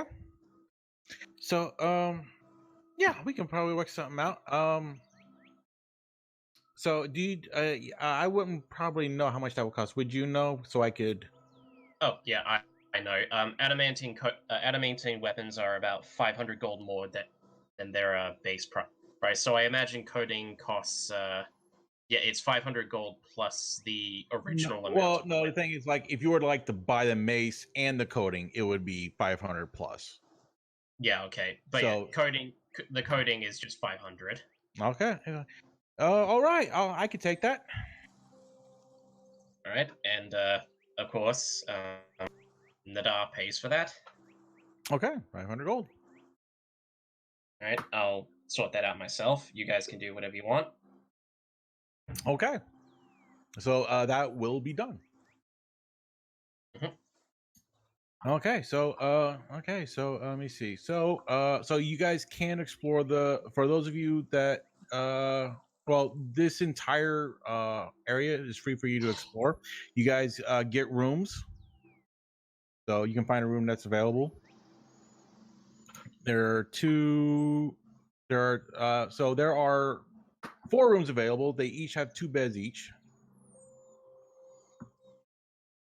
So other than that, there are so for anyone else that can't leave, that can't cross bridges, is there anything else you guys want? Just the items I already purchased before we read were Oh, like right, got like it. Okay. before we Yeah, read I also go back and buy the what's it again? The Boots of Winterlands. Okay, got it. So, oh yeah, brother, you were saying you wanted to learn the teleportation circle. Yes, if that is possible. Wait, actually, a quick question for the DM. Yeah. I could also get my weapon enchanted here, right? Yeah, possibly. What do you want to get done? Oh, the great sword that I had poured the magical liquid over it. Yep. And I thought we wouldn't get a chance to stop off at a city that might have higher end stuff, but yeah, would I be able to get it enchanted as a +1 or? It is already enchanted. Okay. So if you want to get something else enchanted, it would probably be your mace. All right. Well, it and is what it is. remember, +1s require attunement. Yep. Really? Because in Jack's game they do. Yeah. Okay. All right. Fair enough. Well, I've already got full attunement anyway, so you know what? I'll leave it as is. My weapon's already magic, and my weapon's already magic, so I should be fine. Okay. Just the adamantine mace. Okay. Yeah. Okay. So what did you want, Neku? Neku? You're muted. I know. Takes. Yeah, I understand. What's up? Is there anything you want the other group members to get for you while you're here?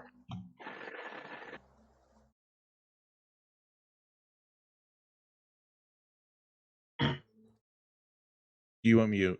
You didn't answer any questions. Oh, I guess you didn't hear me. Oh no. No, not really. Okay. All right. Okay.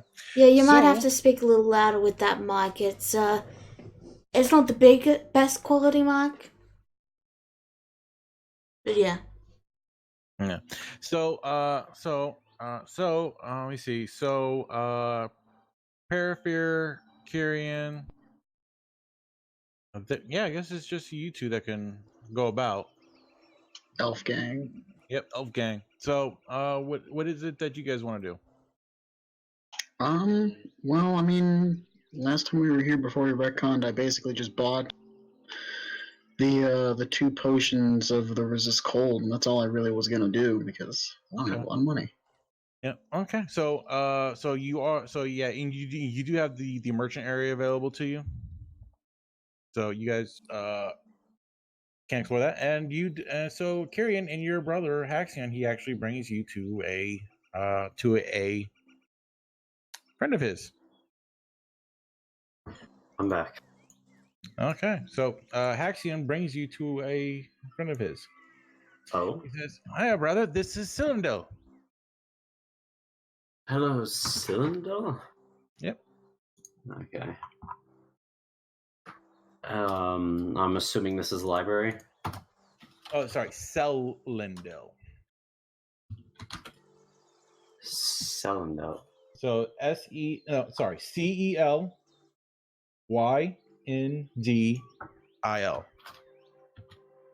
Celindil.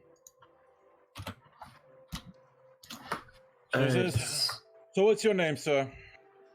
I am Kieran Sizador, Haxion's older brother. It's nice to finally be here and see what he has been able to do. Oh, yes, yes, he's very good at what he does. So, is there anything I can help you with? I'm mainly in the business for books at the moment. On what? Mainly the fiendish type of the Nine Hells. Oh. Okay. Oh, so you want? Oh, okay. I might have something like that. So, what would you need something like that for? Do you want the short answer or the long answer? Yes. There's a demon incursion that I'm trying to stop, and knowledge on them would be most helpful. Demons. Devils, my apologies. Devils. What is this devil? Oh, hold on. Is this what's going on in Alborn? We actually heard about that. Yes, it is. I'm surprised that you know. Oh, we actually learn more than you might quite think here. So yes, that's a very strange thing. Do you know how that happened? Not the slightest idea. That's make a deception check. Ah, crap. Okay, don't screw me now. Okay. Hey! This is a +3. Nope. Okay. So, well, hopefully it doesn't get too bad and spread this way. Yeah, we heard what happened in Fayadaya and what you did for them. We actually really appreciate it to have a one of our kind represent us in their rescue. Yes, it was very fortunate that we were headed there at that time. Okay, so 1 second. There we go. Okay. Copy. Okay, so here's so actually, since you have been of great service to us in keeping our relationship with Fair Diet and coincidentally our relationship with Dominus O'Dowd strong and intact. So yeah, I could give you a thorough codex on the Nine Hells if you'd like. That would be most useful. How much would that be? For your service and your brother, a gift. All right. Thank you. I will put this to good use. All right. And I see. Oh. Wow. That's gonna be a good read.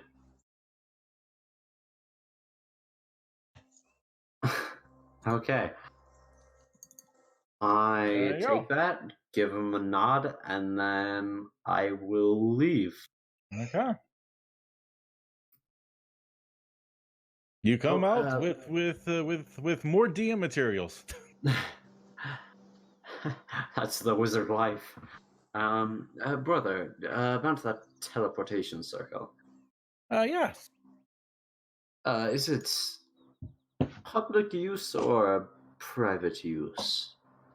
Well, look, you know me here. As long as it's you, I don't think there'll be too much problem. All right. Just I mean, if it's just you and the other oh, that's fine. If you're gonna bring the rest of them, just try not to do it too often. I will restrain myself. Yeah, because it doesn't look good on me if we let outsiders in.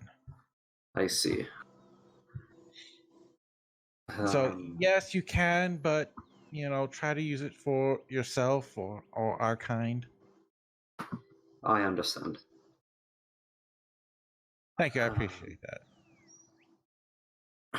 As Kyrian proceeds to spam the teleportation circle. that. It's elitist.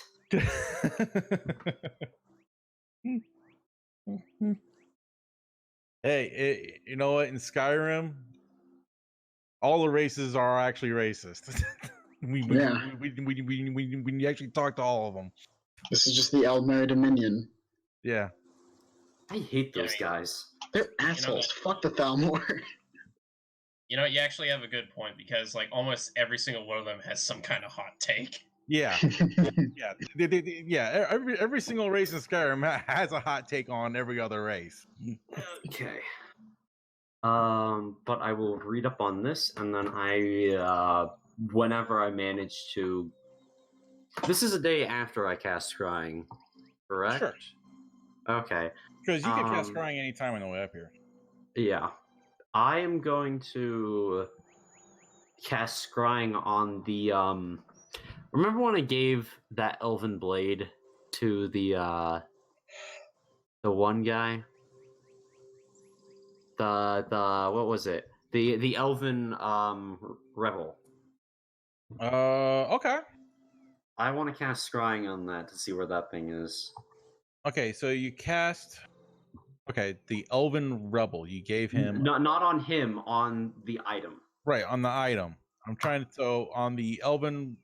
So which person was this? Was this a halfling? Was this what? It was. I gave it to a halfling to give it to the elf that was helping the halflings. Okay, gotcha. Okay, so you're gonna cast Scrying on him. Gotcha. Okay. Not on so- him. On Right, object, got it. On so the it's I got auto it. I got succeed. it. Yeah, got it. So, so as you cast, your vision takes you north of Alborn. So your vision flies across many forests over the edges of some mountains, some hills, some rivers, and you look down onto this rocky cave entrance in the middle of a forest, and at the front you see two Etons sitting at the front, just looking around watching, and you burst in through, and you see inside you see kobolds, gnolls, goblins, ogres, hill giants, all throughout this cave system, and your vision just flies through the cave system. You finally see him, a number of other people sitting around a table talking. You see him, elf. You see the halfling woman, paladin. You see a male orc who has a bit of a gruff, roguish look to him, and a number of other creatures standing around a table, and they seem to be talking and planning out things. And you hear the female paladin halfling say, I don't think that this place is going to be able to hold us going to be able to hide us much longer. We're probably going to have to leave soon and find another place to set up base, because we're not going to be able to take on these double armies. You say, I don't know what we are going to do at this point. And yeah, and at this time, so at this point, and you see more of the same. You see ogres, trolls, hobgoblins all around, and they seem to be preparing for something. And at that point, your vision fades. All right. And that's an actual place I have built. Okay. I'm going to cast Sending to him. Okay. If you can manage to hold off on your next attack, I am getting a army together to take out Alborn. I think it's a pretty fair deal. You only get 25 words. That was not 25 words. I'm just making. Sorry. No, I know. I'm finishing there. So, I would like for you to make a persuasion check. Okay. And it's going to be tough because of your past dealings with him. Yeah, I know. So it's technically with disadvantage. So disadvantage persuasion. Yep. I believe in you. Double nat 20s. You might want to just pour and roll that 8. It's too late. Too late. No, that's right. After you roll, you can't do it. So he's up. So I didn't have to worry about adding pluses. So, okay. All right, Slaver.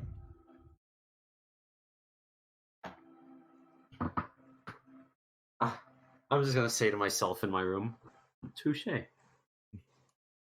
So you get that he doesn't believe a word that you're saying. What you get is that he probably thinks that you're trying to lure him and his companions Into a into a trap. trap. Yeah. I'm sorry, but that made me laugh. I mean, it's not undeserved. Um, No, it's entirely deserved. It's So a 7. actually,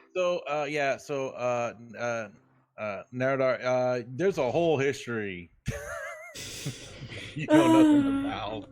I'm aware of the history. I know enough to know where okay. they're coming from. yeah, Okay. I've been telling him you've been about telling him? just the fun stuff. I feel Naturally, like you're probably giving him like communist propaganda, not the actual story. I'll have you know it's anti-feminist propaganda.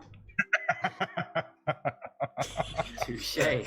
But yeah, no, don't worry, guys. I know the context. I went out of my way to find the context, so don't worry about that. Okay. No. No offense to B, but that makes me laugh. Because I am Fair a enough. girl. Anyway. All right, well, all right, keep rolling. Yep, keep rolling. So at this point, Haxian, he could say, all right, so I actually know where you need to go. Oh. So it's a mining area. Actually, it's a bit of a little mining area. It's a couple that actually run it. Can I legend lore? What's it? This is like a player to DM question. Can I legend lore ancestry of somebody?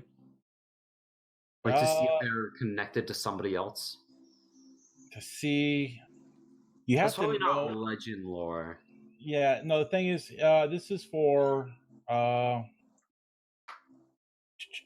the last time I dealt with the mine, well, a lot of bad things happened.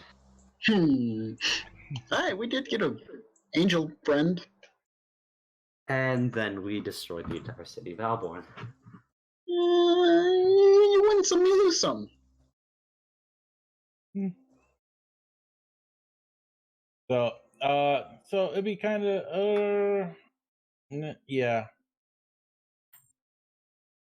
No, you couldn't really legend lore a strange mine that you never heard of. Okay. All right. What were you saying, brother? It's actually run by a couple of dwarves. It's actually it's the closest mining area. It's like right on the glacial wall, actually. Interesting. So yeah, I'll take you guys there, and you can guys can do what you want from there. I appreciate your joining us Well, temporarily. I'll take you there. I mean, we're family, right? I mean, if you got no one else in this world, you got family, right? Right? And he gives you a little light jab in the shoulder. Yes, of course. Giving no body response whatsoever. All right. So he will he will lead you through the northern forests. So I can put our handouts. And you will you will eventually see if I can find it without taking up too much time. There it is. Good. I'm glad I didn't have to take too much time to find it. So he will lead you and you actually pass like a little bit of a light stream, and the stream is actually not a stream itself, more as it's more of a glacial wash coming off the ground. And you eventually come to where the glacial wall meets and mixes with the mountain. At this point, I see.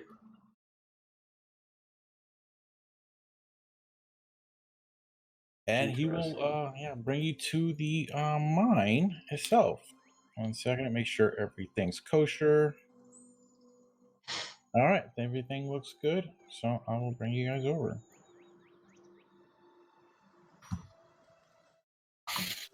All right, so Hexion, he'll introduce you to the couple. 1 second.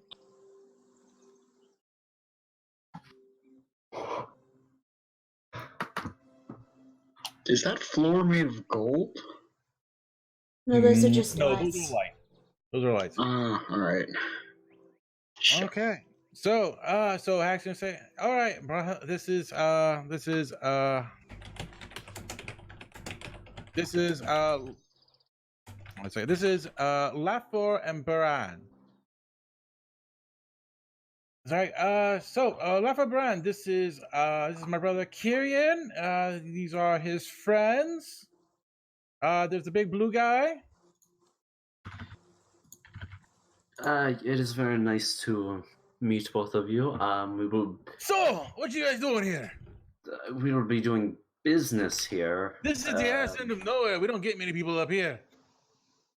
I can tell. So, what brings you guys here? We are currently attempting to find a labyrinth called the where is it? Labyrinth of Elora, and we have reason to believe that it is somewhere nearby here. I don't know shit about that. Really? No, that doesn't tell me why you're here.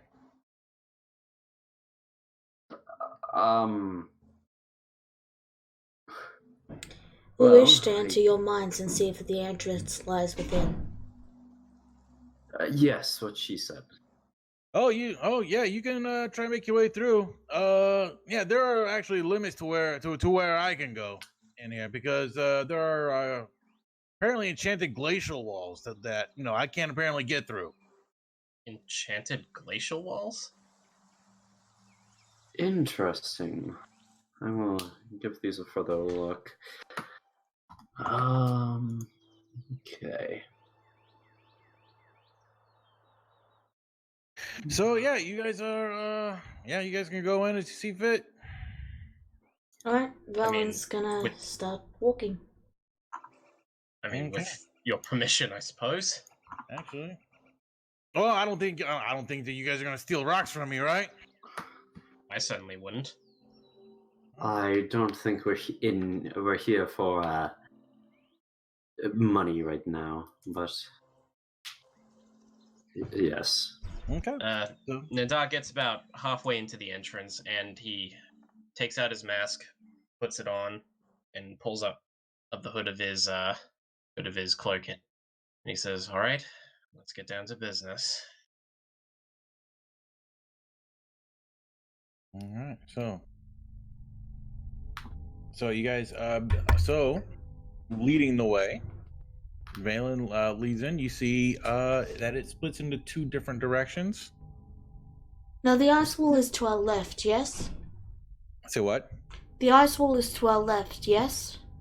So what he'll tell you is that there are multiple ice walls. That the thing is, he's gone in different directions. He is mined in different directions, and eventually he would mine so far in a direction he would hit a enchanted ice wall.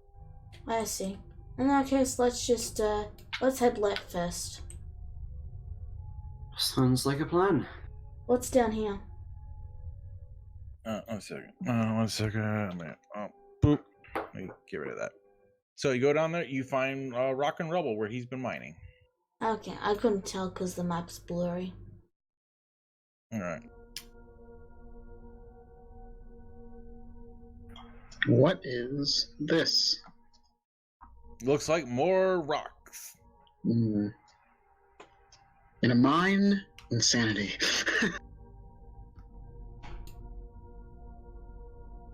Okay. Man, this path really goes for a distance.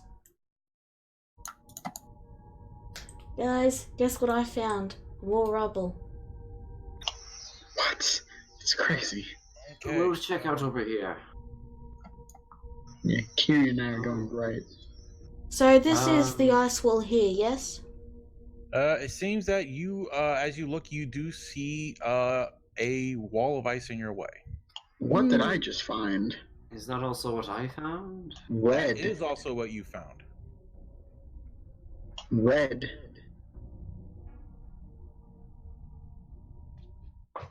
I don't Okay. know how I feel about this.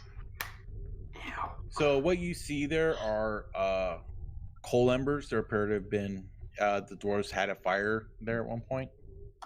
So, my Warhammer's got those magical flames covering it. I'm just gonna press it to the ice wall and see what happens. Okay. So you press it to the ice wall. The flames lick the ice, but the ice does not seem to melt. Even though they're magical flames? Yep. Even though they're magical flames. Alright, It's also magical ice. I'm gonna rejoin with the others then. Okay. Wherever they went. So this is an ice wall right here where Kyrian is? Yep. Alright. Nadar is just currently on the lookout. Okay. I would like to try to punch the wall. Before Okay. you do that, I can't stop him. No, you can't. I'm about to punch the wall. Okay. Punch the wall. All right. So Do I hit the wall? You hit the wall. Kind of hard to miss the wall. So you hit the wall, and yeah, you hit it. It just you hit it. You get a good impact on it, but it just more vibrates than anything else. Interesting. I am going to. Do you have Dispel Cast. Magic? I do have Dispel Magic, but first I want to know what we're dealing with. So I'm going to first Ritual Cast Detect Magic. While he's doing that, I believe I have it.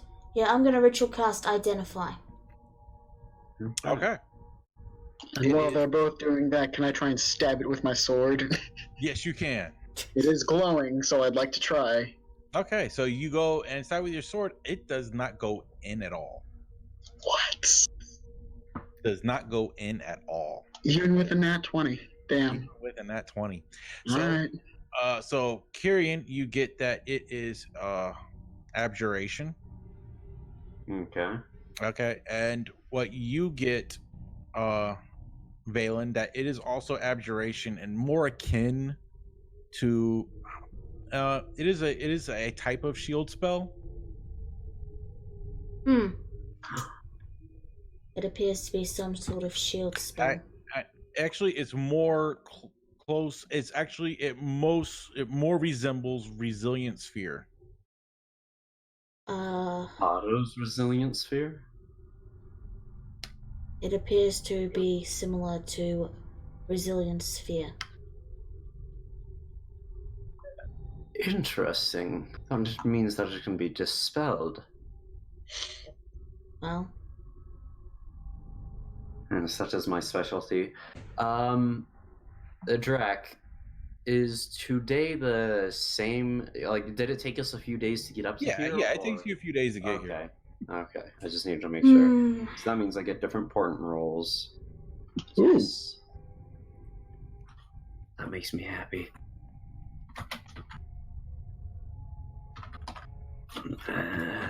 Okay.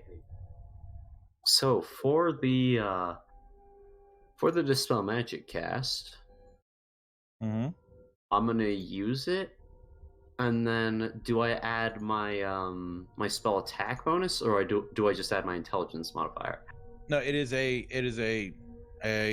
spellcasting ability check. So you just make a attack roll using your spellcasting.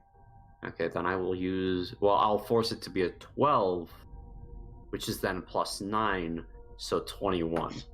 Okay. 1 second. So with that, there we go. Okay, so with that, the wall actually shatters, and you actually hear. Okay, and the wall shatters, comes on the ground, and you hear in the distance more shattering. I don't like the sound of that. I don't know if that was me or if that was something else, and I don't like it. Parafair, you go first. You go first. Sure. Valen will go first. then. Valen's already walking. Okay, guess you're going first. I'll bring Magnus along. Yeah, the moment Nadar hears the shattering, he just comes running. I was like, let me get rid of that. I opened the wall. Jump. Could you So be at this any- point, you start to see little thin strands crisscrossing the area. They look like spiders' webs at the first sight of them. Are they made of ice? Do you touch them? Yes. Okay, so you touch it. As you touch it, it instantly melts in your hands, and it's very liquidy. It's like a very thick liquid. It melts in your hands and dissolves. Huh. Hmm. Seems like a very I'm climate-based just gonna make phenomenon. a general perception check. Okay. So, okay, perception. Okay, so you see stalagmites and stalactites. You see some. You see more of that. It seems like harmless webbing for the most part. For what is it? Because it doesn't like stick to you or anything, and if you were to touch it with anything warm, it instantly melts it. It's kind of strange. Are those eggs over there? That's something you can examine. Alright, is everyone with us? I'm gonna investigate this egg right here. Neku? So, a Parafair UK. So you go to make an investigation check. I'm not touching it, I'm just looking at it. Before we do anything, the Neku and that, you need to bring them up. Maybe you need to come up. Just because Also, if my we get detect attacked, magic is still going. Skateboard. you're fine. I just don't want you all the way back there if an attack happens. Not if, when. Yeah, I was about to say. Yeah. All right. So, okay. So as you go to examine it, something begins to lash out at you. Before that happens, Drac, do I sense anything with detect magic? Is it still going? Okay. Nope. So at this point, now you have the weapon of warding, right? Who? Neku has the does. weapon of warning, yes. Right. The weapon of warning. So, you guys don't get surprise attacked, but they do have advantage on the initiative check. So, select your tokens and roll initiative. Yeah, that's in that one. I don't know why it didn't register me clicking my token. Boy. I'll fix it. There's a Don't lot worry, of guys. Speedy Monk is here. Yeah, I haven't casted haste on you yet. I'm still speedy regularly. I just meant I can attack multiple times. Maybe I can take more ice spiders out at once. There could be shadows too. Oh, fuck. No, not any more shadows, please. I don't have very good strength, so I don't want any strength sapping shadows. Okay. Do I have better strength than you? I have a 9. Kyrian is stronger than you. Sure. We'll have a punching contest to figure that out. Okay. So, you guys do have Calamir, and you guys have. I'll control Garfield for you, because Garfield's coming along. Oh, I wonder if okay. Garfield's gonna die. I'm calling it now. And you got Neldrick. So, okay. So, let me go ahead and roll for these guys, your new friends. Do you mean the spiders or actual companions that are our friends? The spiders. The spiders. Cloakers aren't spiders. No. I'm calling them spiders. Oh, they're like stingray bats. That's cool. Okay, you bring them up. So, not sure how far we'll get. Let me see. Turn. Hey.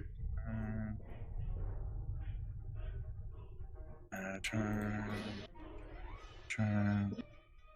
That's 1, 2, 3, 4.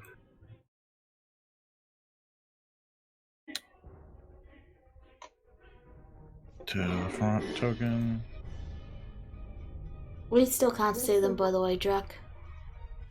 1 Oh, second. there they are. Oh. I like those. That's all of them. So this one doesn't have a turn. Yeah. I don't like them. They're like weird stingray bats. Okay, so we're gonna see how far we get. Actually, they have advantage. That's good. Because one thing about cloakers that they are that you can't tell by looking at them, but they are. That's part of their innate things. So I can't tell that they're stingray bats. No, Nope. I see them as spiders. You see them as bats. I don't know. Giant sees them as giant popsicles. Yummy. Goes Milk to just lick eats it. one. Just eats one whole. And Man, of course the one with the 20 is the one right in front of me. Calamir. So let's add them a turn. 1 second. You know, So I think I know what my next character's gonna be. I'm gonna make a character that has just ridiculous perception. That just inspired me. ridiculous. His perception is 25. His passive? Yes. Holy shit. Yes. I thought mine was high at 18. In other words, literally has eyes on the back of his head. What a god. I cast eyes squared. Now you have to wear glasses, fool. That'd be good enough. All right, descending. So, first up, okay, Magnus. You see 5 bat-like creatures leave stalagmites and begin to make their way towards you and your party aggressively.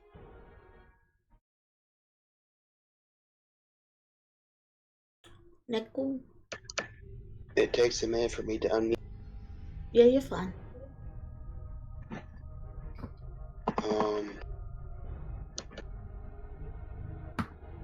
Go gonna fire my at this.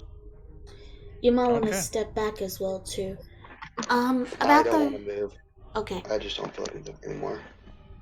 okay. As for the headphones you have, it might have a switch on the cord that allows you to mute the mic. If that's easier, it might.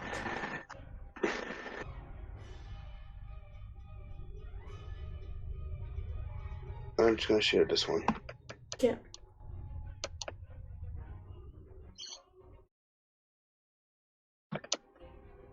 Okay.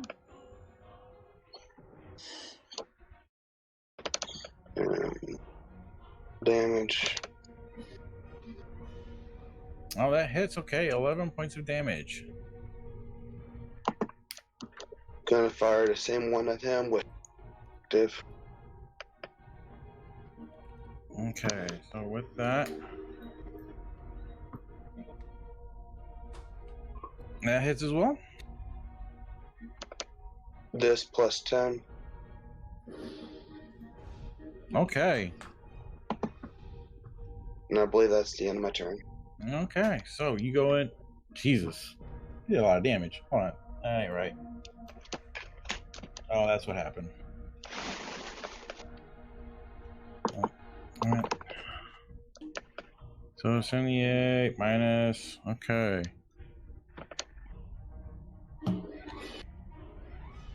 All right. So you shoot 2 shots at this cloaker. The cloaker immediately next to Paraffir. Let me see. And that is an action. Okay. So. All right. So he is going to make.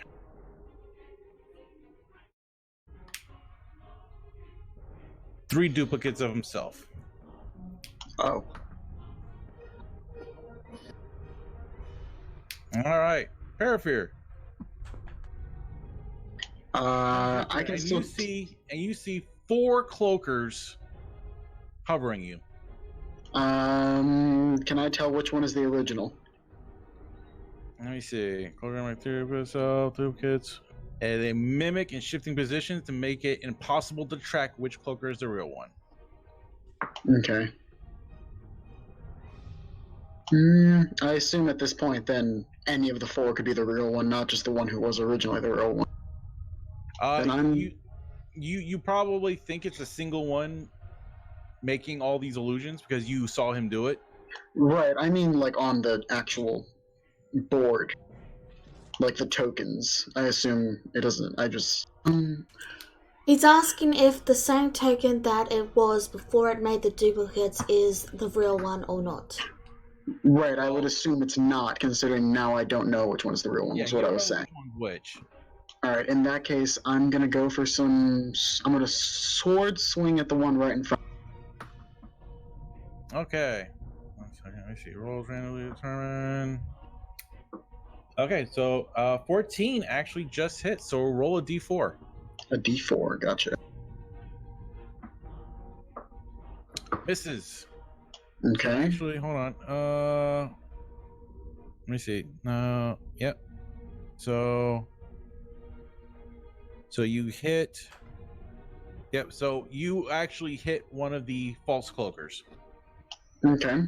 And then I'm going to take another sword swing at a different cloak. Okay. All right. Roll a d3. A d3. That hits another cloaker. A false one. Gotcha. Yep. Flurry of blows. Go for a... Okay. Roll a d2. 50-50 chance. 50-50. With Paraffir, more like 20. Okay, you hit the real one. Hey. All right. And then at that point... Oh, I got to roll damage. Yep. And then I'll go to punch that one again. Okay. Roll a d2. Oh, a d2?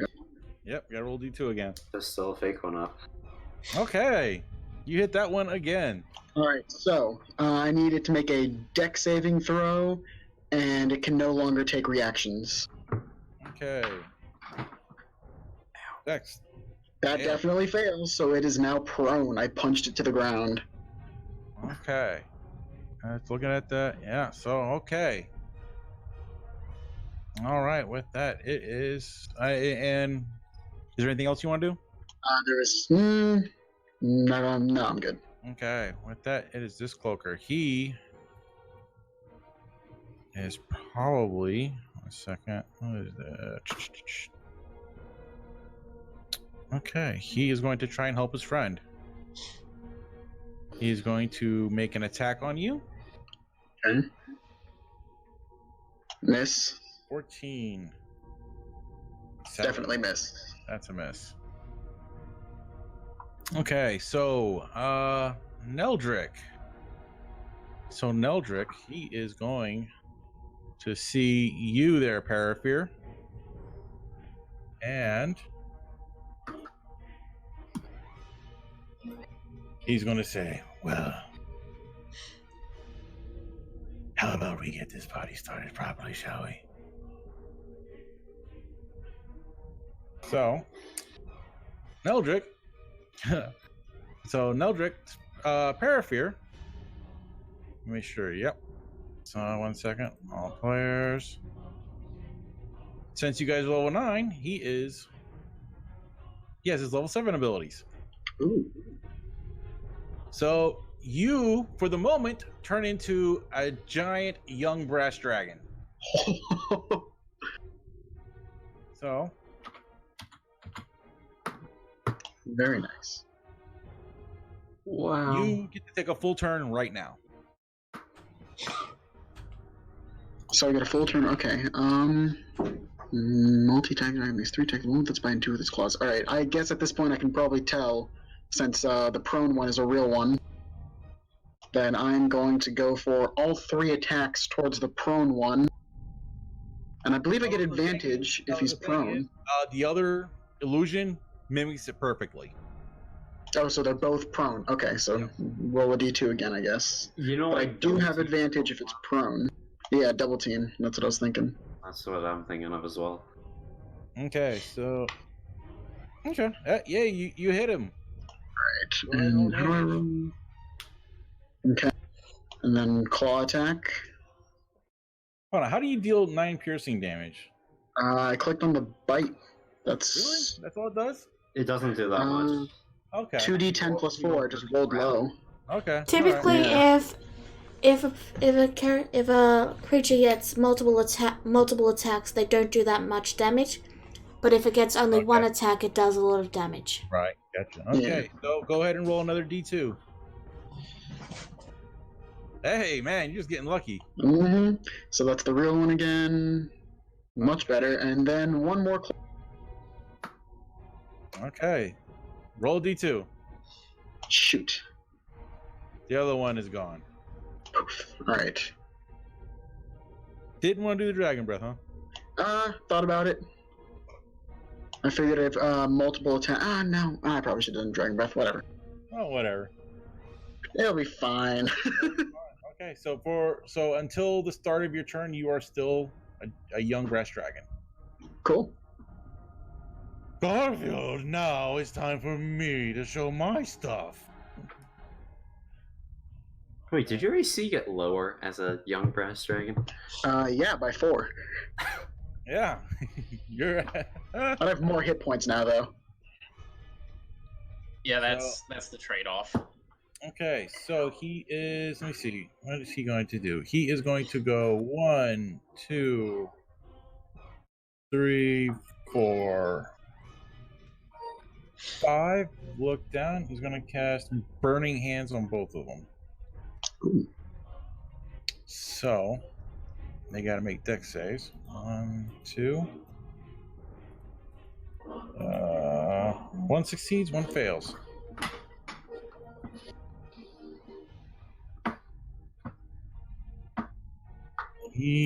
Actually, what is his spell level? What's the spell level for a level 7? 4th. 4th? Okay. Okay. So he does a total of 36 points of damage. to 1. Actually, okay, so the one he does 36 points of damage to is just clinging to life. Barely. Just screaming. Yes. He's just barely clinging to life. All right. With that, that'll be the end of his turn. Calamir, what would you like Calamir to do? Calamir is going to, on the one that's low, he is going to roll his third bubble 3 times a day. Actually, wait, no, that's not. The signature attack. Roll a d4. All right. Okay, 4. it's going to be Ray of Frost. All right. So there is the universal sheet you can use.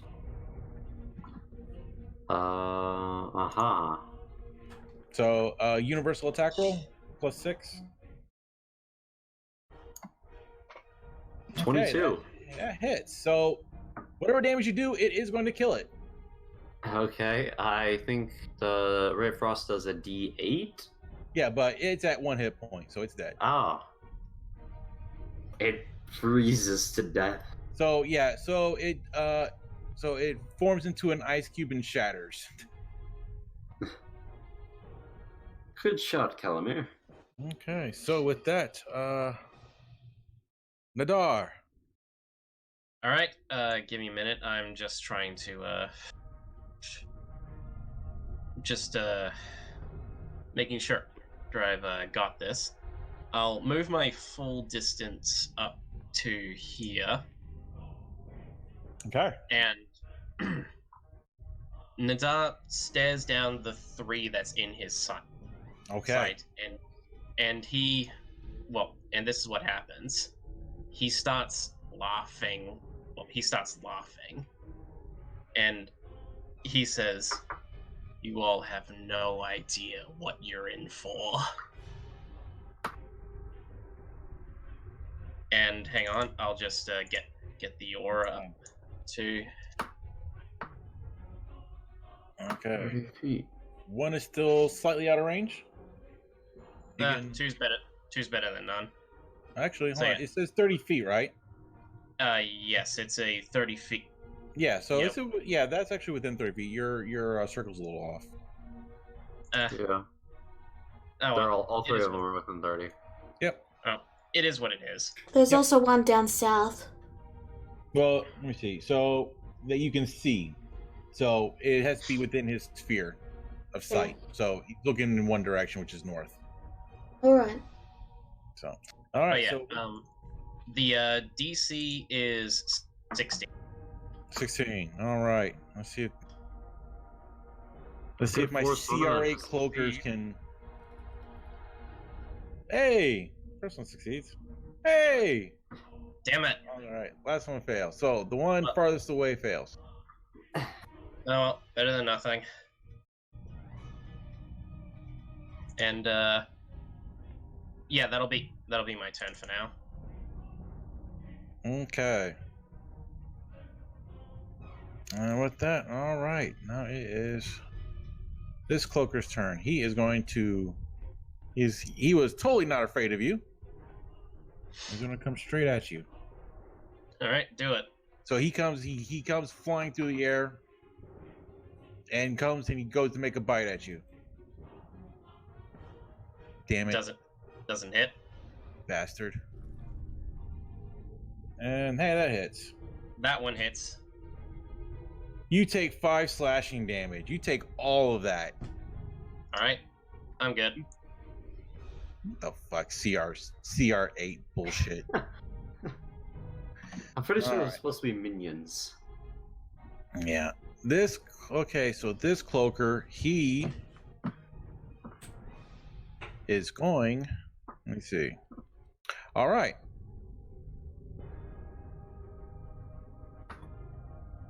Okay, so he is going to. How far away is everyone?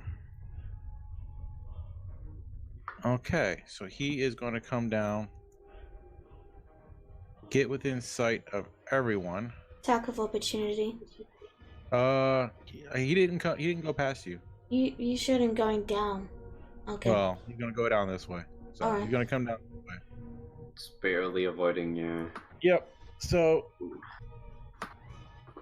okay, I need everyone to make a wisdom saving throw.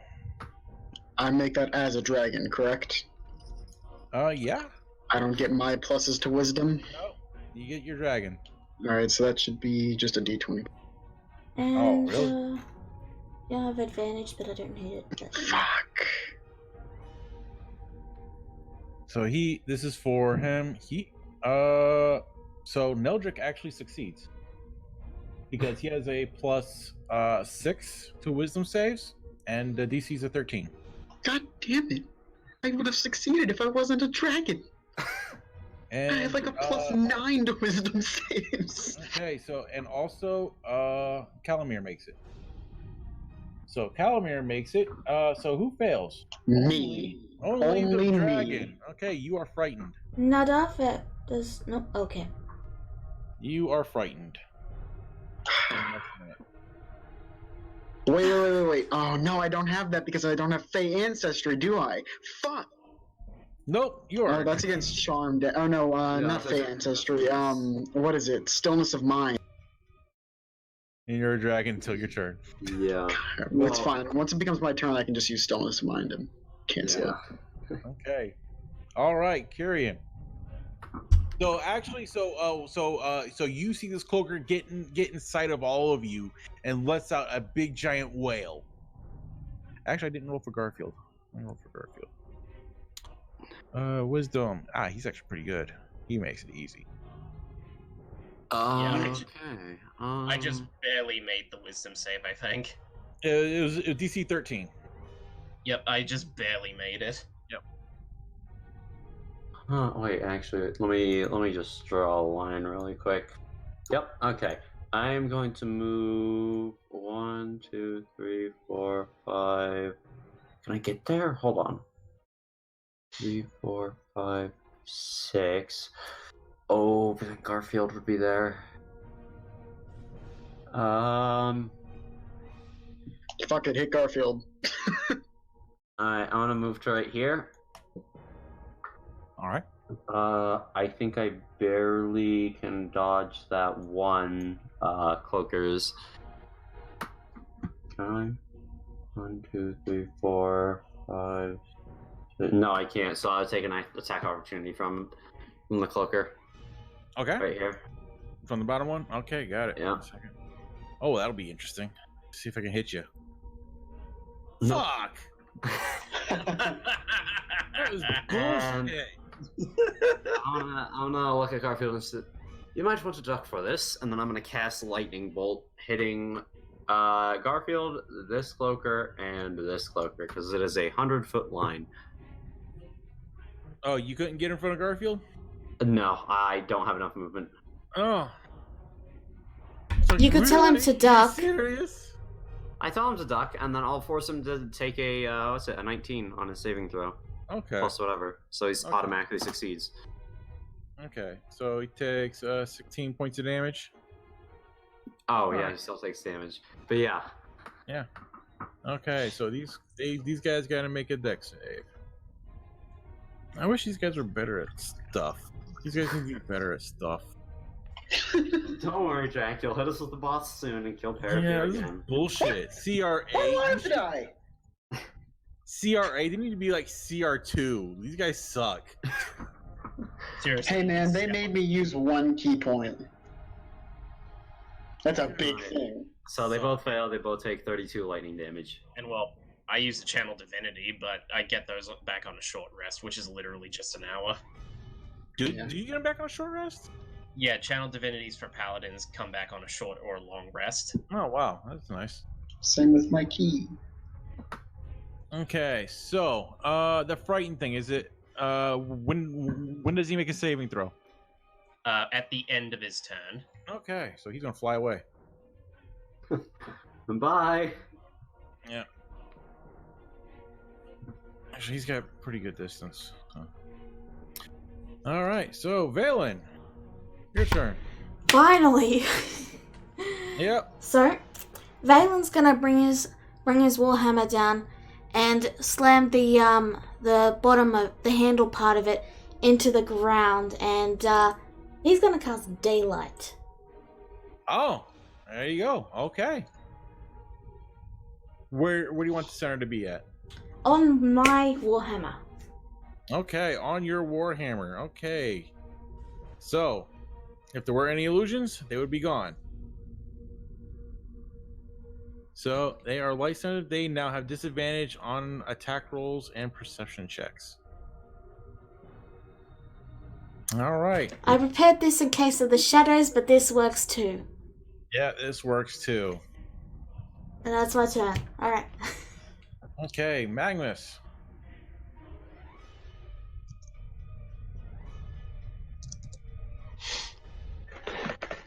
Okay, I'm gonna fire another shot at this guy right here. Okay.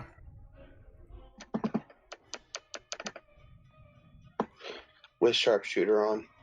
Okay, with sharpshooter shouldn't be too hard. 15 minus. No, that misses.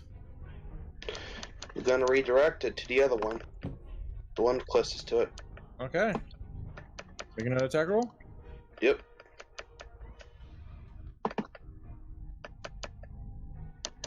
-5. That one's a 13. Or 12. Yep, -5. Still misses. Alrighty. Gonna fire the first one again with sharpshooter. Okay. That hits. Okay, damage. So 20. All right. You actually, okay, so you fire your arrow, and it sinks into the base of his chest, and it sinks in pretty deep, and you see this greenish blood come out. Alrighty. Satisfied, he's just gonna pass his turn. Yeah. All right. With that, that cloaker is dead. So, Parafear, I am back to you shrink, but you were still frightened. All right, I You're use my terrified. action. Stillness of mind. You are no longer frightened.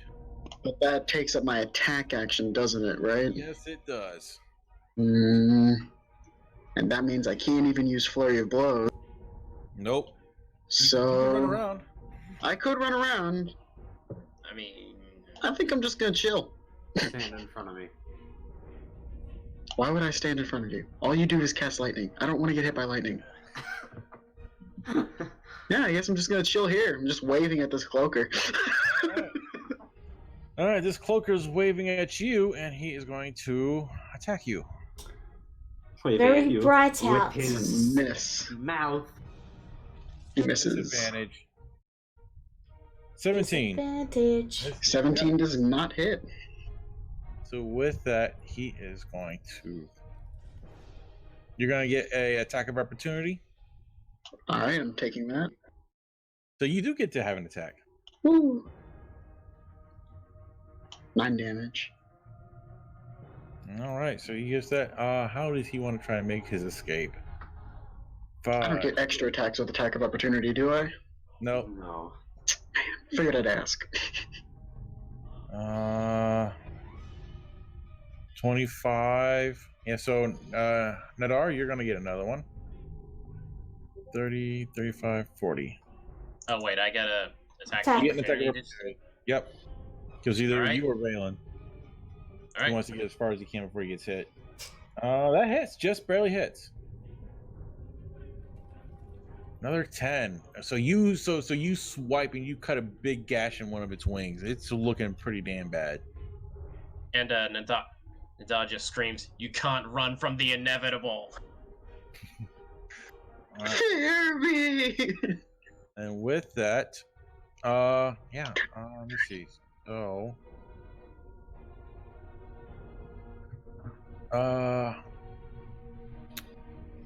Neldrick is going to look at that fleeing cloaker and use his signature psychic attack. He hits. So with his signature psychic attack, he deals 2d10 damage. Ooh. He deals 8 points of damage, and you see, and And as you as you watch Neldrick, he his face grows dark and grim, and he looks and he has this like little uplight come to his face, and he starts to tell like a short story of a horror. And the cloaker screeches in pain as he racks his mind. It is Garfield. So Garfield is going to do what all good warlocks do. Eldritch Blast. Eldritch Blast. Eldritch Blast. That one is done. Destroyed. The best cantrip in existence. Yep. He's going to do another Eldritch Blast on the other one. That 18, so it takes 13. Yeah, he would cast Hex on it. So They've infected him. He's now Texan. Okay. So he kills one, and the one below Nadar is very messed up. So with that, it is Calamir's turn.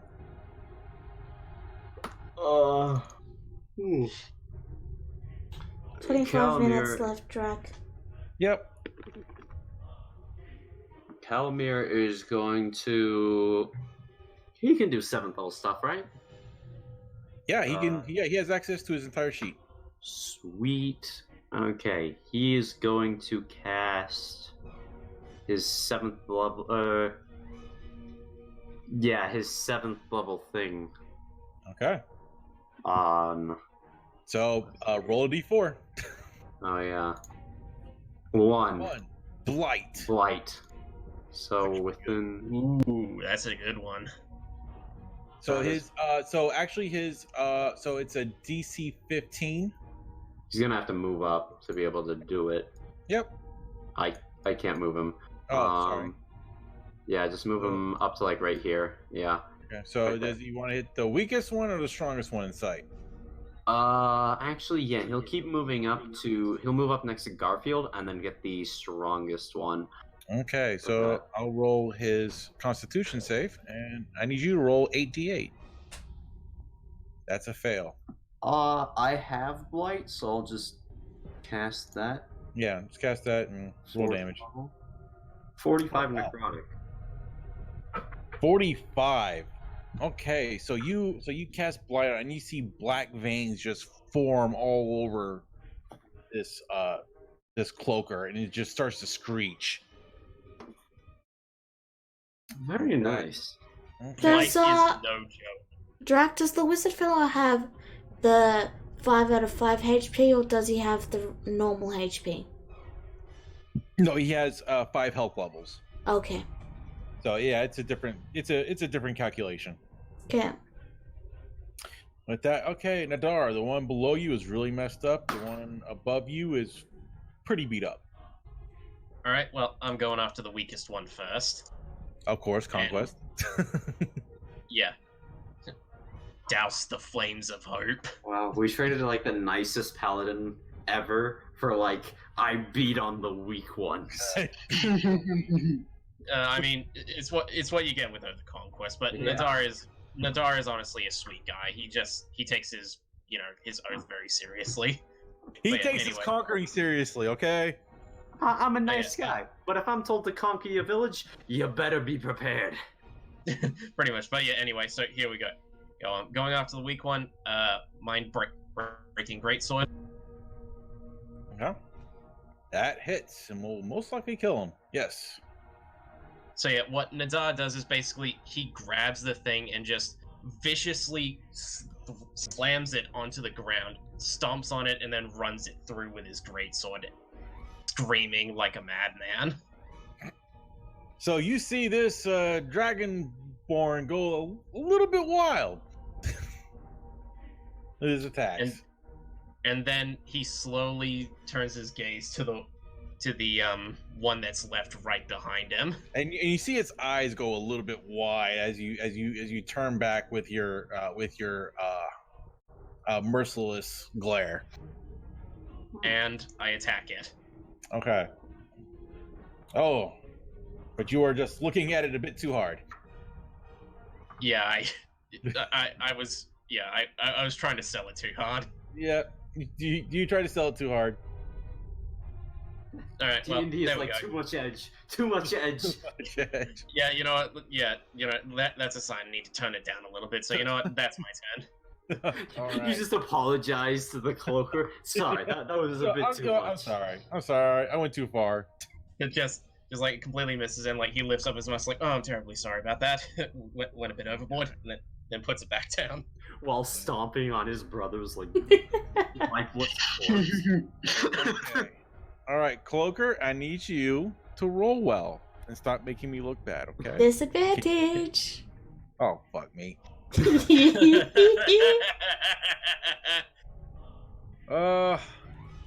You know what?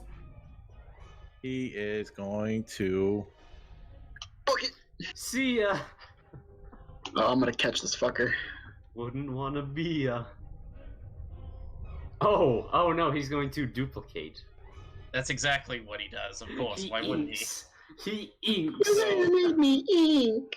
So with that, he is going to flee. So you get to make an attack of opportunity. All right, fair enough. Against all 5 of them? All right, 4. here's Just- one. No, oh, sorry, it ain't 5. It's 4. So I need you to roll a d4. All right, here we go. Gotta be a 4. Nope, That's not a 4. you kill a duplicate. So he's got Yeah, 2 as- duplicates. So Yeah, as he kills the duplicate, Nadar just screams, "Coward!"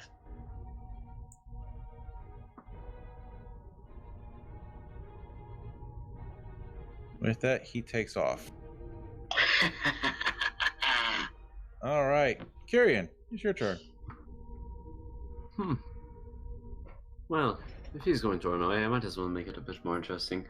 1, 2, 3, 4, 5, 6. I'm gonna move to right here. And then I'm going to...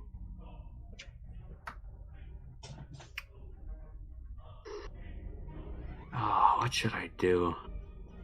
Yeah, why not? I'm gonna cast Chromatic Orb on him. Okay, go ahead and make an attack roll. Okay. 13. Misses. Okay, it was gonna be lightning damage, but it flies past him. Flies Don't on- collapse the cave. All right, with that. It's only plasma that I'm throwing at them. Okay, so that stuff happens. Valen, your turn. Does the other guy who fled make his wisdom save? Let's find There out. was one that fled, remember, because Nope. of fear? He fails. He's still shitting himself. Yep. Alright. So, let me just say something really quick. It's an action. Okay.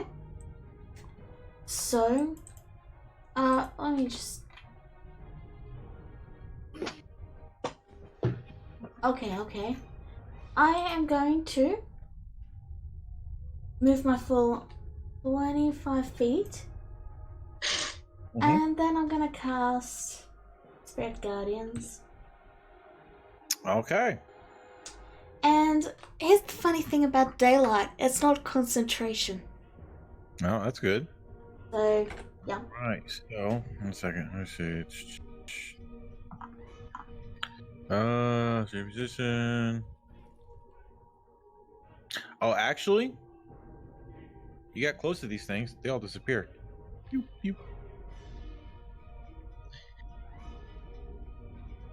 Yeah, specifically you you got close to them. So they got to make, what is that, a con save? Wisdom save? It is a wisdom saving throw. The Okay, DC is 16. He succeeded, but he still takes Half. 9. Yep.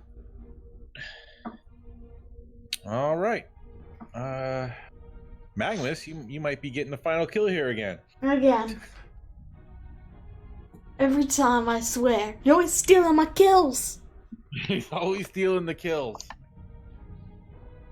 Hey, someone's got to be the closer. That's right. Yeah. Someone has to take the credit, and might as well be him.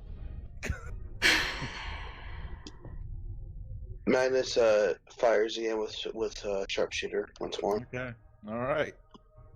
You rolled good. You might be able to get a one shot. Okay, that hits. 10 plus minimum of like another 10, so minimum of 20 damage essentially. Yeah, This go will ahead. be fun. Go ahead and roll the damage. 19. Oh, wow. I was wrong. Okay, he is still up, but you mortally wounded this thing. Well, I want to physically wound it too, so I'm gonna fire again. Yeah, So that's a hit. 15. Yep. So, with the sharpshooter, he is down. Let's still roll damage. All right, he is down, and the other poker is gone. Just There's took another one one?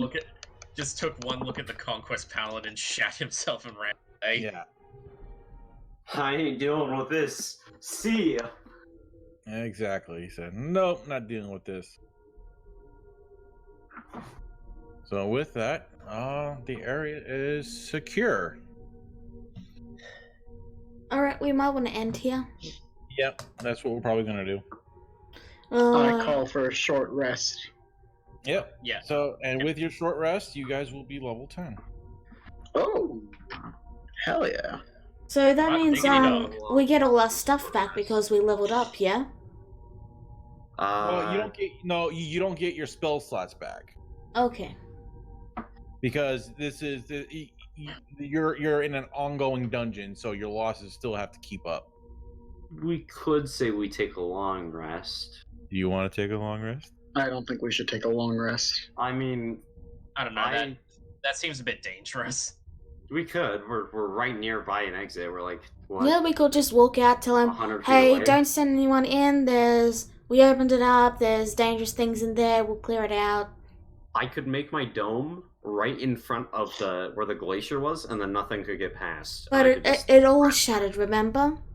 No, I can make my dome. I have what's it? Yeah, but the other there was another entrance on the other side of this mine. I know, but I'll just block this one off. We don't have to worry about that one. I can block this one off with my dome, and you guys can all go back because I'm immune to, or I'm resistant to poison or cold damage, so it won't affect me. So, Okay. so for right now, we'll just say for the moment that you're taking a short rest, and then you can change your plans or do whatever next round, next time. All right. So- Next Well, week. thank you all for tuning in. See you next time. Bye. Bye. All right.